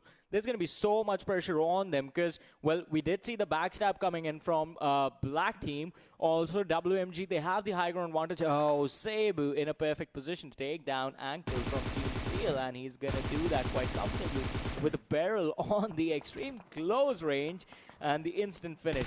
No surprises there. Yeah, that was a spitting cobra right at your display over there. You know, how he just took him down, I'm pretty much sure that Ankle might be really, really pissed right now. Yeah. He just did not see that coming from any single direction. Definitely, I agree with you. He's going to be pretty upset, and words are definitely going to be exchanged among him and his teammates. But let's see how the team performs in the remainder of the match, because they still have 3 players left, right? So the opportunity to get the placement points is still going to be there, and the kills as well. Octus from 8-Bit has been taken down again, and on the other side, Cebu as well, quite low. So that leaves Akshat in the only position that he's going to be the fighting man for his team. Cebu has healed up to 75% HP. And it looks like the way the players from Team Seal were moving, they are definitely going to try and go for the hunt on that one. Yeah, of course, they are definitely going to do that. But, Team 8-Bit, they are having their own trouble, their own woes right now. Because having lost on one of their players, it's a tough thing. And in this situation, it's really bad. But talk about positioning, Team 8-Bit has to take a very, very interesting route. They've got enemies on their left, they've got enemies right in front of them. So they have to take a squad fight right now. And meanwhile, amongst everything, Camp Alpha, Nepal Esports, they're just sitting and chilling. They're not even moving an inch out there. We see some fight over there with the players of Team Bear being taken down one after the other by the players of Team Savage since they are at Heartin. And players from Team Bear did want to take that water route, and certainly shows that you right now at this moment you cannot do that. But what do we see? Team Zeus, they've been eliminated so early on into the game. And this is a perfect opportunity for the players of Team 8-Bit to really capitalize on the situation. But no, Team From Hell, look at the circle. They are sitting dead smack center. They've got the best position inside it. And now all they have to do is take a lot of kills and get that chicken dinner. But there's this one thing that can actually be the demise for Team Hell. What do I say? It's a mountain, right, in the center of the Camp Alpha Island. It's quite big, and the players are split up away from each other. So if they get caught off guard, like look at that, look at the position of Whitey, there is a high chance that the players from Nepal Esports are going to be able to spot him out, or Extra in fact as well. And in those situations, they are going to be in trouble. But right now, trouble is going to be there for the players of 5. Oh, Cebu takes down 2. Yeah, taking down 2 players over there will get those confirmations on Turtle. And well, Team 8-Bit still not shying away from a fight. They know that they can go in with the push. And that is exactly what they are doing right now. Provided Team Zeus has an early exit, this is a perfect chance. And there you go. The nades come in. Gentleman being taken down after being knocked out. And now Team Hype, they also have to retreat. But you are showing your backs to the enemies. And now Team 8-Bit has managed to chase you down. And is he aware of his presence? No. Oh my goodness, he's just beside him. The shots come in, the knocks come in. Yes, of course, Team Venom. But Venom gets knocked out. And now it's all that one man standing between Team 8-Bit and Octus goes in for the spray, gets the confirmation. Akshat will get that easy revive, and Team Hype gets eliminated right now. Well, an early exit for Team Hype. They are not going to be happy about it. 15 minutes in, we are already down to 11 teams and 34 players. So this match is definitely turning out to be an aggressive one. But the pace of the game is going to slow down a little bit. I think as the circle has now almost entirely moved towards that Camp Alpha side. And most of the teams have actually already managed to cross over. Hype, they got punished because they were late to the party. And we know crossing points during those later stages are going to be camped on. Already 8-Bit is holding the ground over there. WMG, they have moved in from the southwestern side, but the airdrop is going to come in, and WMG is going to be in some trouble as SEAL team is closing behind them. But the AUG in the airdrop number 3, along with the level 3 kit and the med kit as well, is definitely going to be a good pickup for any team that is going to be able to get to this point. So the airdrop is present towards that Hathin bridge, and there is just, well, one team that's quite close. Extra is there as well, but along with them there's the squad of Savage. WMG Special just being taken out of the game entirely is going to make sure that the team is going to be in some trouble. All right, he has been knocked out for the second time. He's not finished yet. He is knocked out, and there is the finish finally. Yeah, absolutely. There comes that finish, but the players of Team Seal, they are actually trying to rotate around, traverse around the map, and with just 2 of the players surviving, it's going to be a tough task for them. And well, all the teams are actually going in for the compounds, and Battalion 5, they do have a choice of taking that compound on their northern area. But Kubne, he gets knocked over by Nikesh from Nepal Esports, and finally the players have started taking a few knocks here and there, and this is just a start. And if they continue this momentum, then it will be really good for them. But oh my goodness, right. So watch my GP. Brad was just on the verge of getting taken down, but somehow he lives on. Yeah, he does live on to tell the tales of how the team is going to survive, but this is going to be a tough story of survival. It's not going to be a story. It's going to be a horror movie, in fact, as the player from Seal is all alone right now. They've secured 3 kills for themselves. Definitely not going to be enough to get them the points that they need. Yeah, of course, that's definitely not going to be enough. And, well, Hartin is certainly inside the circle, but Team from Hell, they are the happy bunch of people, you know. They still know that they've got that high ground ridge, but Cherry, oh my goodness, just showing his face for Action to just pop his head off. And Action, we know, you show yourself, you are basically a goner, and Jerry will also be meeting the same fate. And there you go, Jerry being taken out, Team Battalion 5, and they're having trouble right now. The first game, now the game to follow, they are slowly crumbling. Yeah, definitely crumbling down to the bear. It is going to be a tough situation. Oh, that was an overextension from the players of Clairvoyant, and Battalion 5 are definitely going for a hard punish on that, but Device need to get away from the door, buddy. If it blows up, you are going to be taken down. Onik comes in at the right nick of time, takes down another one from his opposing side, and that should be the opening that Battalion 5 need. They can go aggressive at this point. Blankos, there is going to be no revive coming in, and Battalion 5 can just gatekeep this position quite perfectly. In the meanwhile, on the other side, on the other hand of things, SEAL team, they take an exit from this match. Yeah, certainly they do take an exit over here, but you know, well, Cosmonauts, let's talk about them. Blancos, he's been playing really well lately, and Praval has done that right from the start, but somewhere down the line, this squad needs a bit more experience, and they're good. They're good. They've made it to the finals. They're an amazing team. But what you need to be the champion, you have to commit yourselves. You have to improvise your team synergies. Use those smokes and grenades, right? Take those fights. Do not shy away from them. And well, the next time around when Team Wildcard in the Wildcard region, Team Cosmonaut comes in, I expect a lot better performance than they did this time around. They got those chicken dinners, so we know they've got it in them. But being able to tap into your full potential, that is something that they can still learn. But yes, Cosmonauts, they are trying to get inside the circle. We just have to see how, provided one of the squads is already looking at them. Definitely, definitely. I mean, we are going to see how this team is going to be performing and how far can they actually take this matchup in their favor. But look at that, From Hell versus 8-Bit yet again, where the players of 8-Bit have been taken out. Akshad is going to be taken out of the game. That leaves just Sabu and Octus in that fight.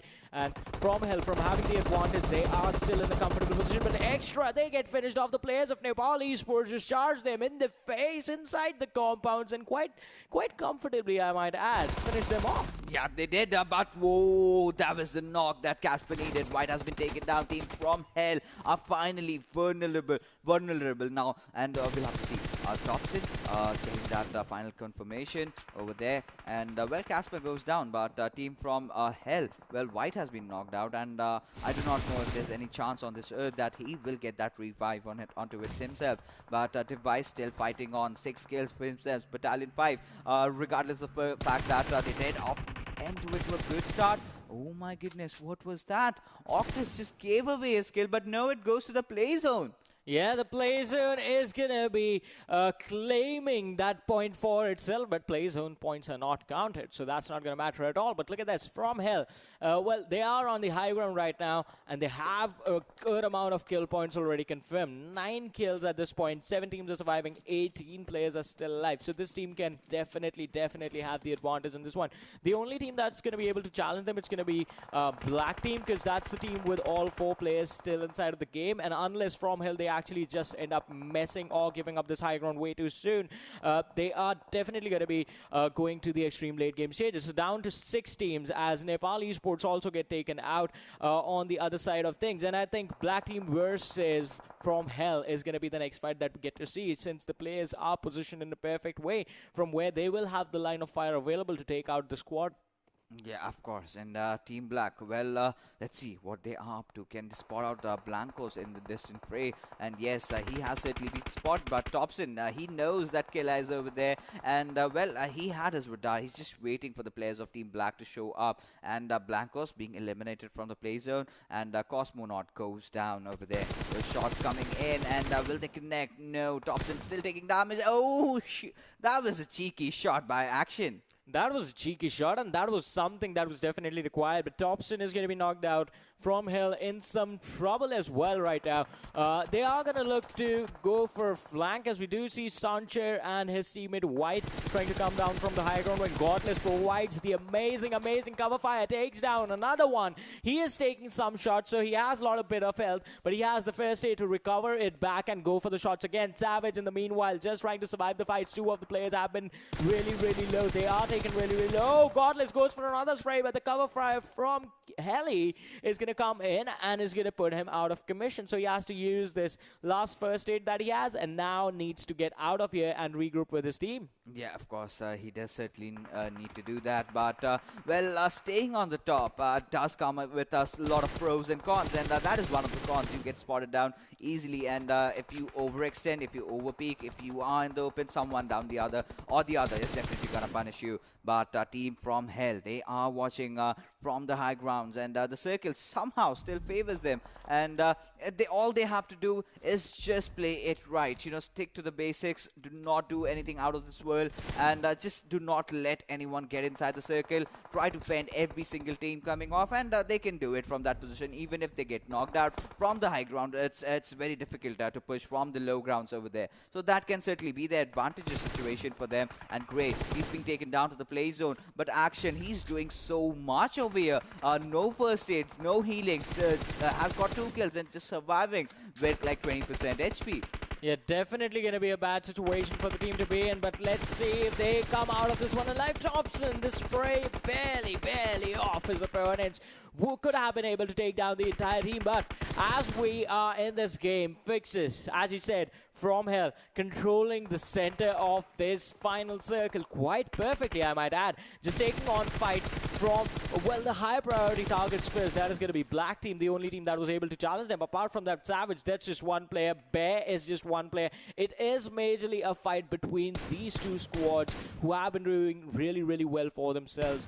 And Whitey is going to be knocked out. The finish is going to come in, but Thompson with those stab shots, right, just connecting the shots on the players of Black Team, on the pixels. But why is he not moving? I mean, this is where Team Health just made those few mistakes. And, well, Killer, he barely survived. No, he's going to be taken down. But now the jump comes. And, well, we still have Mosket surviving on the low ground. And if he manages to spot down the players of Team From Hell, they are in a whole world of trouble. But how are they going to get down over there? And safety SOS to speak. But, well, Mosket, he was just lying in for the crosshairs of Godless to finish him off. But Godless goes down. And how did that chicken dinner come in?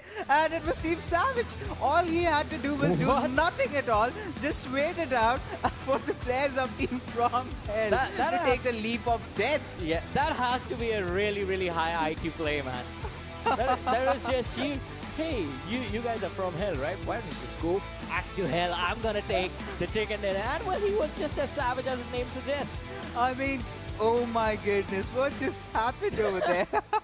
3 points, man. 3 points. Never Free deny.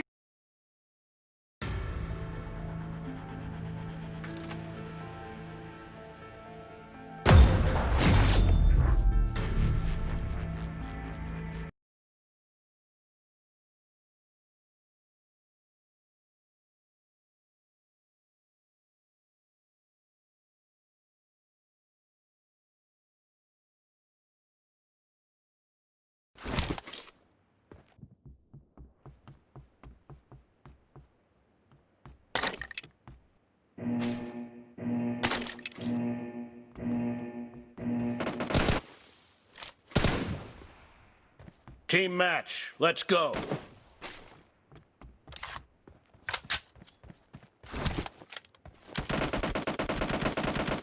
First point for the red team.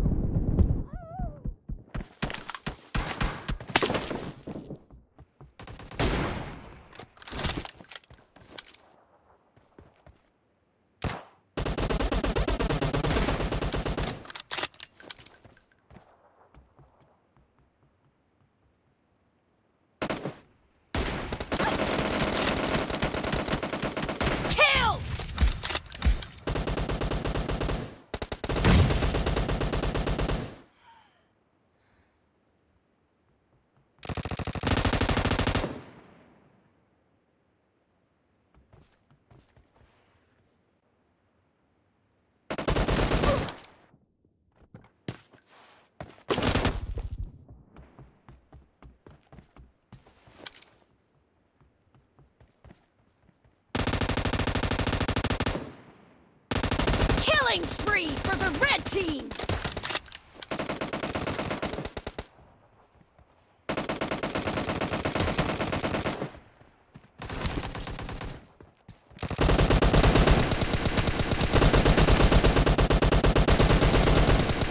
Reloading! Cover me!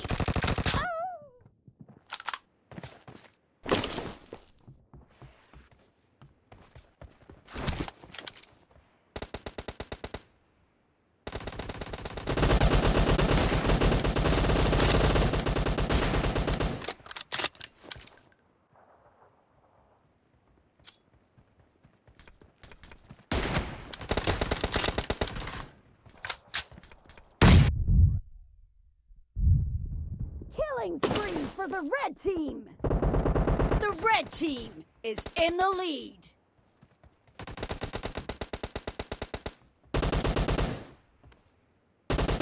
The blue team is unstoppable!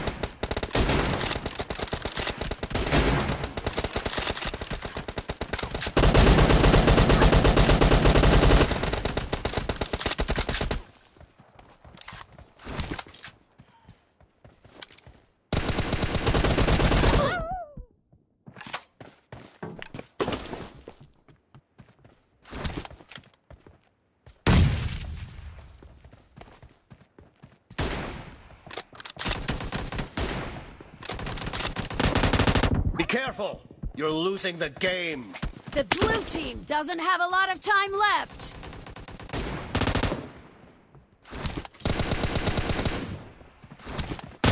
Dead! Target down! Reloading! Half of the match is over, and the red team is in the lead.